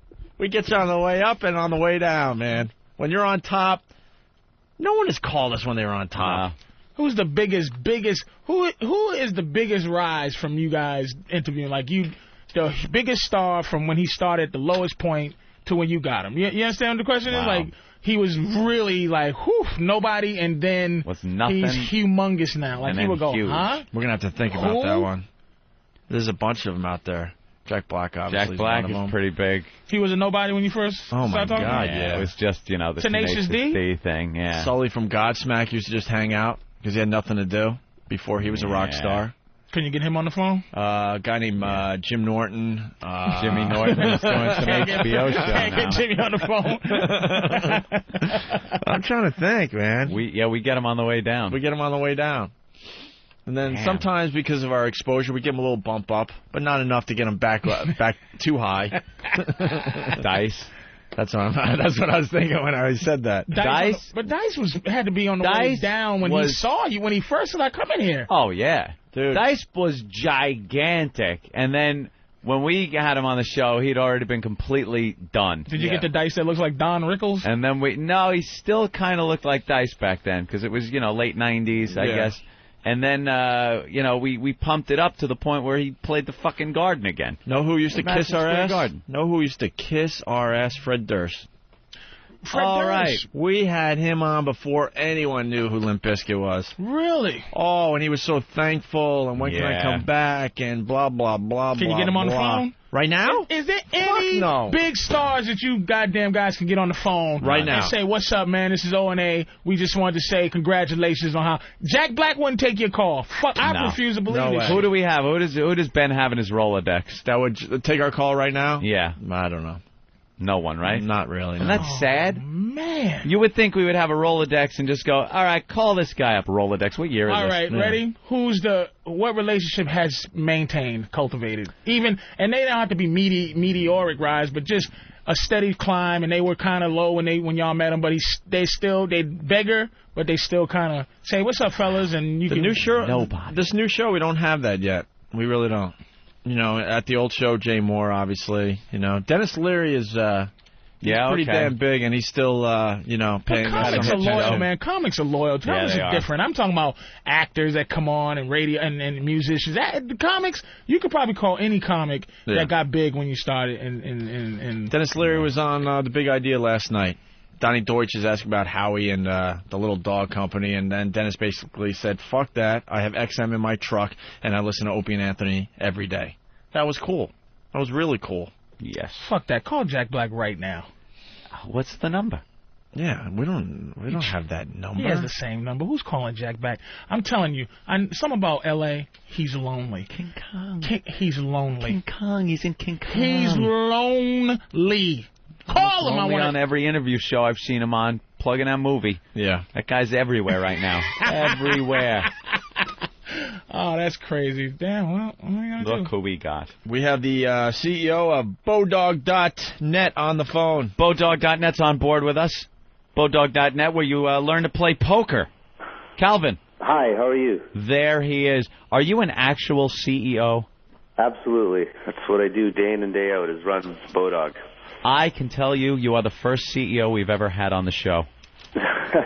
Donald Trump has to be a CEO. He's not. He's a figurehead. You don't think he's a real CEO? Trump is a complete figurehead. What about the time we had Bill Gates on? Do you think a CEO that really runs a company has time to do a TV show? You're probably a busy guy, Calvin, right?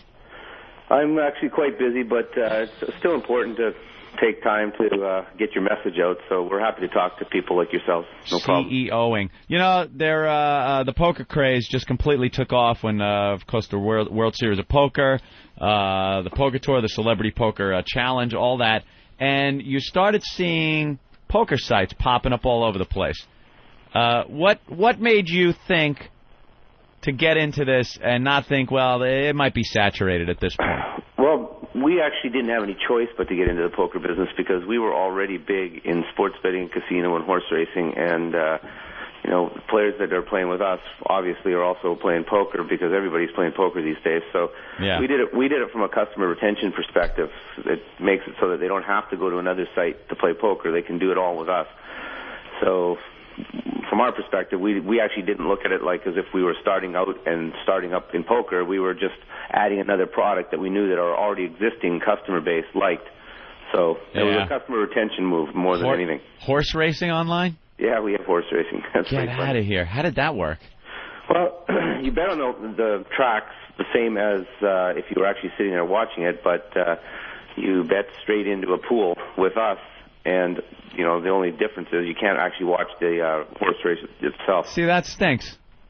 I want to be able to watch the horse race. Like when I go to OTB, or when I used to go to OTB, you could watch the horses run. That's it's almost like going into a casino, betting some money, and then the dealer just saying you lost and taking the money away. I want to see some cards. It's pretty funny, I agree. But we offer it, again, as a loyalty thing. It's not a super big channel for us.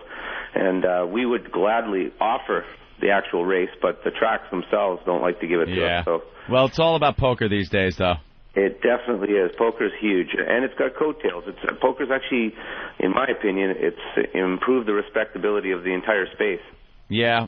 And what does Bodog offer as far as poker goes? Well, on Bodog.net, that's a play for fun site where you can go and learn how to play. We obviously have our real money sites as well. But you want to go to the one where you learn first, though, yes, absolutely. I would gather. So go to Bodog.net, you can play, and actually, the biggest thing we've got coming down the pipe right now from Bodog is in middle of January, we're launching a new poker interface. It's a Bodog Poker 2.0, and we think it's going to change the way people look at playing poker online, because this will be the first time that a poker interface has been designed from scratch solely for being played on the internet on a computer, whereas previous generations, including the product we currently have out there, were all pretty much just take what happens in the real world and pretend you're floating 10 feet above the table watching the game. Oh, so this is going to be a little more like a first-person perspective? Well, it's gonna be all about you, this one. There's not going to be a table. Everything's going to be designed around how you can access your information the way that you would want to access it. So you're always going to be aligned so that you're always, no matter when you can come into the table and who else is playing, your interface is always going to look the same. Your stuff's going to be at the bottom. And the rest of the people's information will be scattered around there above you, but it's also going to have the ability to play multiple tables in one window, and it's going to have a whole bunch of other stuff that's going to make it very, very slick. That's pretty cool. You know what I liked about Bodog? I went on Bodog.net, signed up, got on there. My favorite thing, the timers are a lot shorter than the other poker sites. Because if I got to sit there and wait for some idiot to bet, the guys get online and they think they're on the World Poker Tour, that they could sit there and mull over their hand for 20 minutes. I like the countdown timer. It goes, boom, fold your hand, move on to the next guy. Absolutely. We try to have a number of different timing ranges as well, so to appeal to different speeds. Keeps it moving a little faster. I like that. What's this Bodog television? What are you into? Jesus. Well, we started out in sports betting, then we expanded into casinos, horse racing, poker, and then in the last 12 months we launched a music label. And now we've started producing television content, and our first television show, entirely produced by Bodog, and actually with me as the host of it, will be a charity poker event and rock concert that we hosted for the U.S. military in Hawaii last summer. So it's got a great cause. It's the Fisher House Foundation, which is a military charity, and it's all about the troops. So these are the people that are out there, and no matter what side you are on the politicals, from a political perspective, the guys that are out there doing the heavy lifting aren't involved in politics. They're just following orders, and we thought it was time to do something for them. So this is airing on Spike Sunday night at 12:30. And the beautiful Shannon Elizabeth involved? Shannon Elizabeth will be there, yes. And Snoop Dogg. We've got Stella Warren, who actually won the tournament, first time ever. And we've got a number of comedians. Carson Daly's there, Colin Quinn, Wanda Sykes.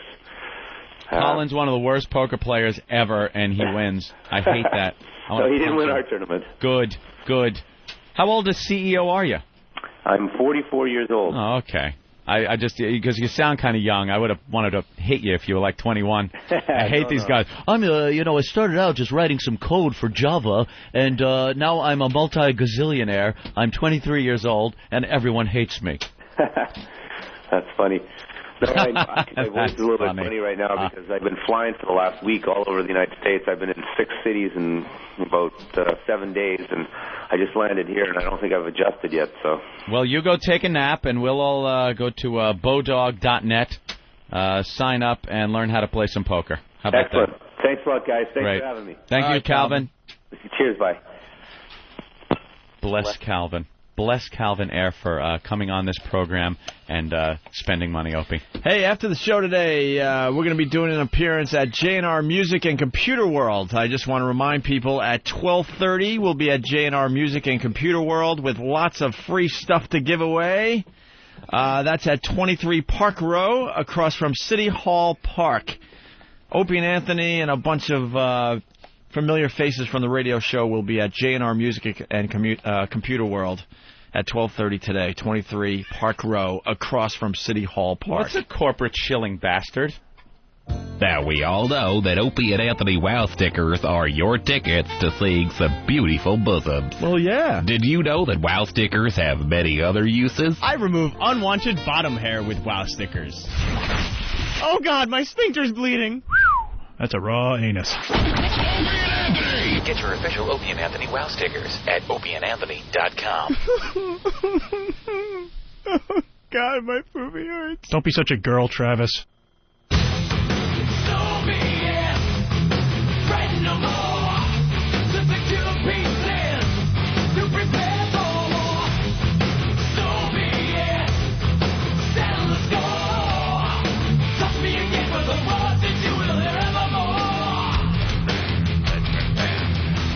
And we're back with the Opie and Anthony program. Patrice O'Neill helping us out today on this fine Whip 'em Out Wednesday. Such a busy show today, we didn't even talk about WOW today, Anthony. And we got so many new listeners checking out the program on a daily basis. A lot of new people checking us out in Canada. XM Canada is doing great. And they just don't know about WOW. Very, very easy. Get yourself a WOW sticker, or get yourself a homemade WOW sign, or write it in the dirt on the back of your truck. Yeah, basically, there are women all over North America, all over the United States, and all over Canada that are willing to flash you if they see that WOW. Hence, Whip 'em Out Wednesday. If you need a official Whip 'em Out Wednesday bumper sticker, send us a self-addressed stamped envelope to us here in New York City. The address is 111 West 57th Street, New York, New York, 10019. And that address is up on opieandanthony.com, okay? Right. Another thing, another piece of business, Christmas right around the corner, and we have Opie and Anthony stuff for Christmas. Christmas? Yeah. What do we have? Well, my brother's got to pay his bill, so help me out. Jesus Christ. Just help my brother out and buy a fucking shirt, will you? So he stops hounding me. Christmas T-shirts, or it's all sorts of Opie and Anthony T-shirts. Opie and Anthony I think T-shirts. he even has like hats now. I don't know. Makes a great stocking I think he stuffer. has like Woolies winter hats and stuff. Yeah. So go to opieandanthony.com, or what's Ziggy's site? MyRadiostore.com. MyRadiostore.com has the Opie and Anthony stuff for Christmas. Hawk. And if you order within the next few days, you'll get it in time for Christmas. Okay? Right. All right. Exactly. What is John talking about in Utah? John, what's up? Yeah, I thought I was getting sick of Patrice, but dang, he wrote me back in today. And I'm loving him all over again. Why were you getting sick of Patrice? Oh, it was kind of seeming like the same thing for the last couple of days, but oh my God, a whole new side of him today, and I'm loving him all over. And then look at this. It says, again, guys, another great show. Patrice gets third chair. Don't make a fucking maniac out of me. And that's Nick checking in. This whole thing is so hard to figure out, man. You can't. I think we've been having just killer. I can't even say nothing to that asshole. I think we've had nothing but killer shows with Patrice O'Neill the last week and a half. Not even a question. I mean, we look at the clock and it's almost 11 o'clock. We're like, what? What? That's a sign that we're having a good show. I get sick of me. and I get sick of me, and I get to the point where, like, the end of the show rolls around. And then I go, all right, we got like 20 hours for enough shit to happen. Because by 11, I'm out of shit. Yeah. I'm out of gas. Yeah. If we had to do a show till noon, we'd be in big trouble with that last hour because I got nothing left in the tank. And then that would be a fun hour of radio, though. Wouldn't it? Yes, Trying to listen it would. to scratching and clawing to keep above water. But then in 20 hours, miraculously, 4 hours more shit is in my head to talk about. Right. I don't know where it comes from. By the end of the show, I'm referring to myself as that Patrice guy. In my own head. The fuck is this Patrice guy talking about? And then we have 20 hours to get that material ready But to go I for don't tomorrow. do anything that gives me enough information for 4 hours of conversation. Just a little rest. I don't know what it is. A little rest, and the radio guys take care of the rest while you're sleeping. I don't know. Somehow 20 hours passes. I got 4 more hours worth of shit to say. What the fuck? 11:01. I'm out of shit to say. Talking about? All right, listen. Fucking Patrice, enough already. Enough of me. And listen, we still got lots of stuff to do, and we could squeeze a few in before 11 o'clock. We got to get Steve in studio because he handed in something that I don't know. Uh-oh. I don't want to be connected now you're to this. scaring me. I don't want to be connected to You this. scare me when you just say Steve handed something in, but now it's something you don't want to be connected to. Now, all right, it's on a CD. It's 46 seconds long, and all it says is loudest orgasm ever. Now, you're thinking to yourself, all right, man, that's pretty fucking cool. All right. Right? Yeah. Until you find out that it's a Stevie guy. Bear. It's a fucking guy. 3 days Yeah. of faggot. This is somebody in the truck driving. This is the 3rd day of faggots. 3rd day, Third Patrice. fucking fag day. And thank you, because now Patrice is just going to obsess on your fucking comment now. It's like reading something on the message board. You were great. Great show. Great show. Great show. You were great. I love you. I love you. You fucking suck. Same shit every day. Motherfucking I suck. It's the same shit every day. Self-esteem. One guy. All right, Steve. The disc in your hand is a audio clip that someone sent in. It's actually a video clip that someone sent in, and they were commenting on it because you had played that. Did you get to see the video yourself? Yeah, I did actually. Ooh, was it sexy? No, it looked like a lion, chomping down on a gazelle. What was the scene? The scene was a white woman on a bed in a cheesy motel room, bent in half with like one of her legs up by her ears. And a black guy just pumping away on top of her. Uh-huh. And about 5 seconds in, the audio kicks in. And this guy having an orgasm, having an explosive orgasm. Is it outside? Does he pull out? No. Okay. He hangs around inside. All right. Cream pie, as they call it in the cream pie. Cream pie, as they call it in the porn industry now. Cream pie. They get $1,850 for women that do cream pie. $22,000 for anal cream pie. Just for information. He's right. How about that? Wow, Patrice. Yeah. But the email I got was, hey, if you think that Tom Sizemore orgasm clip is bad, you got to check out this one. Let me play the Tom Sizemore. All right.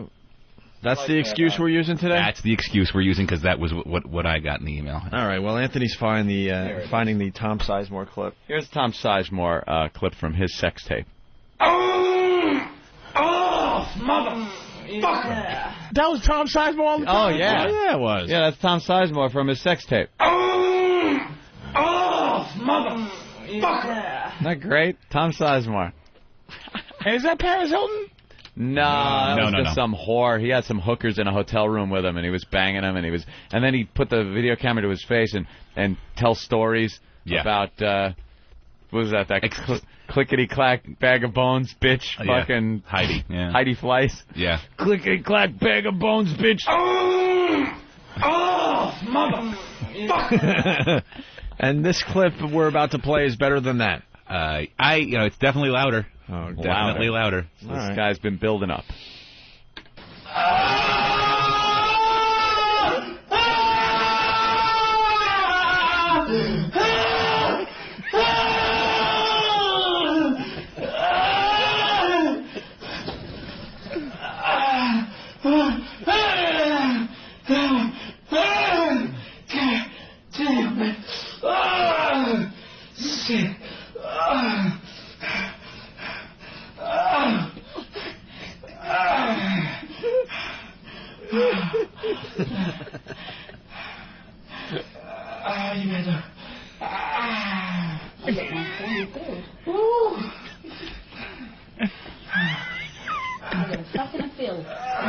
Holy crap! Now that's funny. What the fuck is he?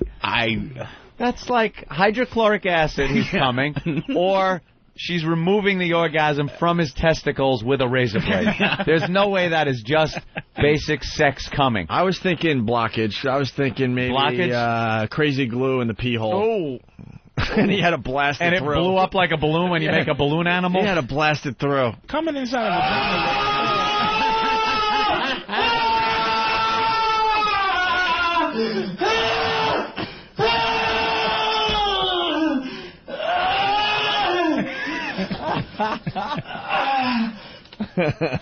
That is... Come on. Get that on my machine. Oh, yeah. We need that on our machine. And I need that right next to Tom Sizemore. Wow. Frank smells bit. Frank? Hey. You smell bit or what? I smell bit, man. You better do it. What's the bit? The loudest orgasm. Come on, guys. Yeah, but how are you going to beat that one? I don't know, dude. Someone What? In theaters, Brokeback Mountain. beat anything. Come on. All right, we'll figure something out. All right. Let's say hi to Steve in Pennsylvania. Steve? Hey, that sounds like a New York City police precinct about 5 years ago. Oh, jeez. Going old school. Oh, shit. Chip, the trucker. Chip? Yeah, dude, it sounds like somebody's trying to shove a telephone pole up his ass.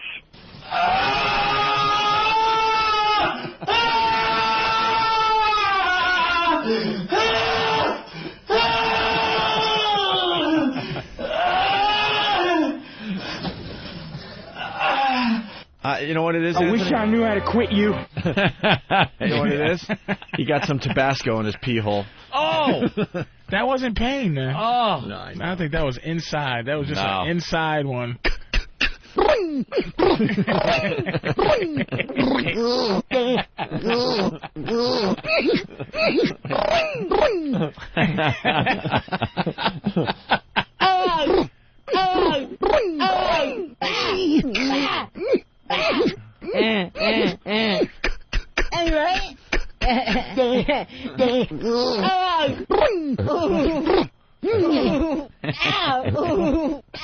That's wonderful. Yeah, passing a kidney stone, someone is suggesting. Yeah. Wow, that's great. All right. We'll be playing that a million times in the next few months. Oh, yeah. That's a show or opener. Tomorrow. That's a show opener sound. Oh, of course. All right. The iPod porn story. Yeah. We got audio of that. We're looking to do this. I want to do this. Of course. I want to be the next porn mogul. You know how many porn moguls are out there? People making money off of this shit. And what do? We give it away. We just videotape it and do nothing. As soon as I found out that you could download these TV shows to your iPod and your phone and all that crap, yep, I was thinking, screw Desperate Housewives. They were bragging you could get Desperate Housewives on your phone or your iPod. I knew it was going to go right to the porn. Porno. So here's the story. Porn star Ron Jeremy has made movies for the big screen, for TV, VHS, DVD, and now for wireless gadgets such as cell phones and video iPods. I think it'll spread a lot with word of mouth, because guys will go, hey, look at this. Look what I got over here. Jeremy does not think wireless porn will be a huge business, but scores of other pornographers certainly do, including Harvey Kaplan, who's been peddling net porn for 7 years. I think that the multi-billion-dollar marketplace is just starting to peak. Over the next 2 years or so, you'll probably see about 2,000% increase in the amount of traffic going over cellular phones. And it's got to be the freaky porn. It's got to be the freaky porn. Yep. Something you don't see every day where you can go, hey, dude, check this out. Something that wraps up quickly. Then it has that viral effect, that virus, you just want to, pass it on to everybody you know. Here's what the video iPods are good for. It's not good for a TV show. First of all, I'm sorry, the screen's a little too small to be sitting there. You can't watch it while you're driving. On the train, again, the screen's a little small, things like that. It's almost like carrying around a little bit of porno with you. A magazine, some pictures. Remember in the old days? Hey, check out these pictures. Hubba, 23 skidoo. And they show, old pictures to each other. It's that in video. Mm-hmm. So now you could show your buddy, check this fucking... Maybe that scene that we just heard audio from. You bring that to work. You go to your buddy, dude, check this out. And it's funny. It's quick. It's a clip. It's porno. You can't get it on television. Mm-hmm. That is where it's going to be a gold mine. Porno has never taken a dip. This it's just a new place to go. Because okay, right now you guys ain't that filthy, but I'm at the level where porn is almost finished. You know, I'm almost reverting back to cartoons. You know what I mean? It's just done. But there's a kid out there, 12, like I was once, who's looking at the fucking Victoria's Secret magazine and jerking off to that without even pussy, without even titty showing. And they're gonna build up. It's just they're gonna put it now on their iPod where they get to see their little whatever they watch, and it's gonna build. It's that their new market, their VHS is what VHS is to me watching porno is the iPod to them. Oh, yeah. Where you used to pop the tape in. That's what's going to be, man. And did you ever watch the whole fucking porno? You don't watch the whole thing. I am a porno... Like, I watch it. I know the actors. I know who changed. I know what their tendencies were. I know who the stars were. I know when they started to fall. I'd watch. I'd fast forward. I'd look. I'd wait until I find a scene that I could jack off to. That's it. You know what changed about porn big now? What people don't notice? It used to be...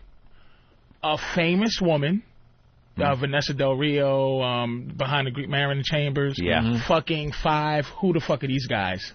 Now it's one guy fucking 5, who the fuck are these girls? Really? You know the guys, you don't know the fucking girls. So weird. 6, 9, who the fuck are these women? Jenna Jameson's the last porno star. Like, girls like her wouldn't fuck black guys in the pornos. It's just known. Big-time white fuck stars, they wouldn't do it. Now they got these little, swap girls, too, and, come eyes.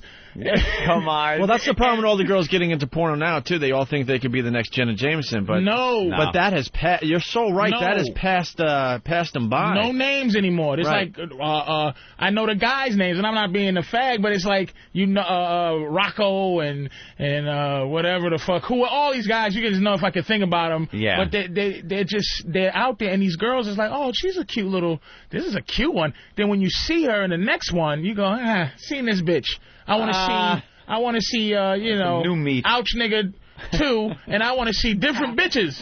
Ouch nigga 2. You know what I'm saying? I don't want to see this girl again. It used to be, I got a bunch of Vanessa Del Rios. Yeah. And who's this guy fucking? Move his ass out the way. Now it's one dude in different scenes. It changed. And there's no more porn stars anymore. I wouldn't know that. No idea. I just get to a good point and jack it, done. And then put it back in its case and put it throw back it in the on case, the shelf.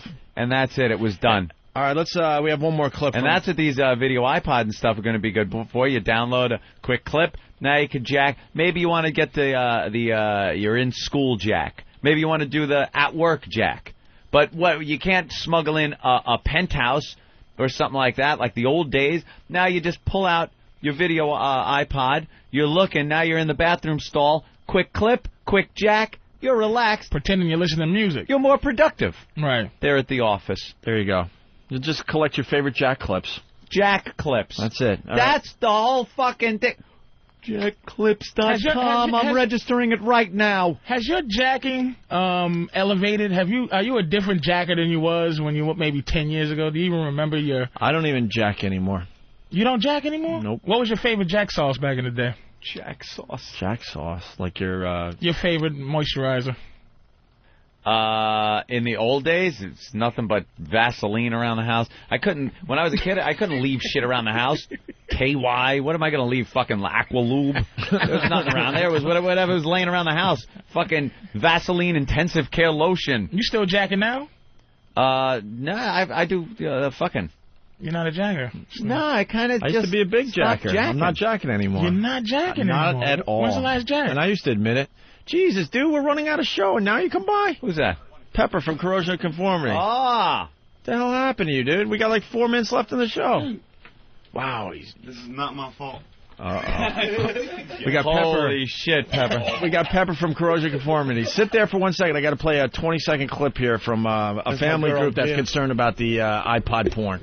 According to one industry estimate, worldwide mobile porn sales will total $1 billion this year, a more than 50% increase over last year, worrying some family groups. Because you can monitor what your own child downloads off the internet, but with these new mobile devices, you don't have any control over what your child might see or might be exposed to from the child who's sitting next to them in the bus. Anti-pornography activists are urging the government to crack down and warning parents to be vigilant. Good luck. Warning parents to be Good vigilant. luck. Good luck with that. God damn it, someone's got jackclips.com. Really? Any domain name you could think of, someone's got it. They figured them all out. Jack Pepper from Clips. Corrosion of Conformity in studio. Pepper! Sorry, guys. What's up, bro? What happened? Literally traffic. Yeah. Such a liar. It's Christmas traffic, right? I was shopping. Yeah, it was tough crossing the street today. Huh? I got held up at FAO Schwartz. Guy's doing a show. Yeah, did someone like you go Christmas shopping? No. No. No. But you got to buy it for somebody, right? Kwanzaa shopping. No, Kwanzaa. Is that it? Kwanzaa? Yeah. Celebrating Kwanzaa, that made-up fucking Christmas. Now, this is a fucking rocker. You think you're going to hear any goddamn Jewish jargon from this guy? Fucks no, baby. You're getting no Israeli... no Israeli... The whole time I was driving over here, we drove past the building where I know the NFL commission stays at. Yeah. And I need to speak to Paul Tagliabue. Why? Because the New Orleans Saints are getting screwed. Why are they getting screwed? They're getting tossed out of there. They're going to San Antonio or some horse shit. Well, they can't quite play, you know. I know. Well, you can't hit me over the head when I'm already in the gutter. Can't play in the shit dome. Yeah, they don't even have a dome to play in. Do you take the Saints out of a major city like that? Until you guys, you guys need until what? You guys need a few years to rebuild, and then is that what you think? Yeah. Then we'll get you a football team again. Can we get a new team? You're going to get a new team. I'm telling you. Is that what you think's going down? Give it 2 or 3 years, and then the NFL is going to do the right thing. I can hang with that. A hurricane. If it's on paper. It's got to be written down. Did we know you were from New Orleans? Yeah. Yeah, you called me during the hurricane. I was in a horse trailer when you called me. I was living in a horse trailer. How'd that work out for you? House-wise, everything fine? Terrible? Really? Did you get terrible? Terrible. Your house flooded? Gone? Mm-hmm. What happened? He lost his house, my friend Ross. Really? Yeah. That's just bad. Of course it was bad. We saw it. Insurance take care of it or what? We had an adjuster come out. Yeah? Exactly. Nothing. Nothing. He adjusted himself and left. I own a bar in New Orleans, and I was insured by Lloyd's of London. And I had an adjuster come out. Yeah. What did he say? Didn't he give me some fucking money? He gave me not even numbers, Hoss. You say, give me money, bitch. Yeah, I've been paying you. It's coming, Hoss. What's wrong with you, Hoss? I've been paying you the premiums. Now you got to pay off. Sorry, you lost the bet. Exactly. I pay you premiums. If nothing happens, you win. So what if my house gets fucking flooded, that's what I was thinking. They ran away? Isn't that how insurance is supposed to work? No, I don't think anybody's gotten paid out yet. Right. God damn. So what do you do? You just stay away from New Orleans? No, I'm going home. Hell no. Did you get your ATM card? I can bang a nail. The $2,000 ATM card? Yeah, did you get one of those? The Red Cross? Given the Red Cross cards? Well, you know, when I did go back to New Orleans, I enjoyed seeing people with the Red Cross cards. Yeah? Like people who went to L.A. and got them. Buying, like, stockings and shit. Yeah, well, you need the essentials. Right. Terrible. How are the shows going, man? Yeah, it's good. We're almost done. Yeah. I got to tell you, my only concern is to get back to New Orleans. That's it. Is that it? Mm-hmm. Chomping at the bit there to get back home. And rebuild, right? Are you actually going to get in there, get your hands dirty, do some fucking building? My hands have been dirty. Yeah? Pick up a hammer and nails? Oh, totally. Right before I left, it was like, I was almost had my grandfather's roof done. But what was wrong with the roof? Hole cut in it? Gone. Just blown away? Yes. Was there more wind or water damage, or both? If there wasn't any water damage, it would have been like nothing. CNN thing, like maybe a 2-week story. Yeah. But the flood fucked it up. And your house was in one of those areas that got flooded? Yeah, 80% of New Orleans is underwater. Yeah. Well, there's not much difference between 2 feet and 4 feet. You know. That's true. It's gonna fuck it up. Jeez. Yeah, it's wild, man. Man, I'm tired of bitching about it, but because I'm with you guys. Yeah, you got it. This is my one little. You could vent, my friend. Yes. It's messed up. It's America. That's what's weird. You know, it's New Orleans. New Orleans is older than America. Yeah. And we're fucking being tossed out in the trash. You think the government could help a lot more than they are? Based upon me being down there, I mean, you still got to wear a mask. It's so dusty. There's so much trash on the street. Really? Still, do you see anything? Has anything changed? Like, you look and go, wow, it's nice to see they did this. If it was Charlotte, North Carolina, or if it was Nashville, or whatever, some major city about our size, yeah, with a different maybe population, I think it'd be a hell of a lot different. Do you see anything changed though? Like, are there things no where schools open, man? Where you went? There's no public schools open. Last time this was all fucked up, but now at least that's getting fixed, or it's still just a filthy mess. It's been eradicated, man. It's eradicated. See, we thought it was doing better because it's off the tube. Yeah, it gets off the news. Exactly. So I'm not even kidding with you, man. I'm on the road. I'm like, all right, they're not doing stories anymore. I guess they got it under control and they're rebuilding. It sucks, but it's moving in the right direction. You try and go to a restaurant, for instance, a nice restaurant, and you got to go get your own water because there's no wait staff. Seriously, you got to walk up and they have water set up on the counter. Holy shit! There's nobody there. You know, it's insane. It's like a ghost town. It's a shanty town. It's like being in Kingston, Jamaica. Wow.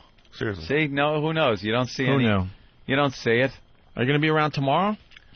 No. Where'd Geraldo go? Is Geraldo coming here? No, Geraldo, why isn't he down there doing that story? That's he was very concerned for a while. So he's gone. Now you know where he went? He went back to Iraq because of let me the violence. tell you this, too. You know what I think's going down? What's up? I think the Red Cross is funneling money out of the New Orleans thing to fucking Iraq. Are you shitting me? That's what I think is going down. To where? Like, what part of... Whatever's needed in Iraq is where it's going to. Wow. We're running out of show. They're going to turn us off. God 20 seconds. How many seconds? 20 seconds? It's Pepper from Corrosion of Conformity. Pepper, you got to get Please back help here rebuild New Orleans. All right, he got here very late. I love you guys to death. And we're going to be at J&R Music World downtown at, 23 Park Row, across from City Hall Park, starting at 12:30. We got a pair of tickets to the show tonight. Give us a call right now. Corrosion of Conformity and Disturbed at the Nokia Theater. The Jägermeister Music Tour. Thanks, Pepper. That's it. I'm out of here.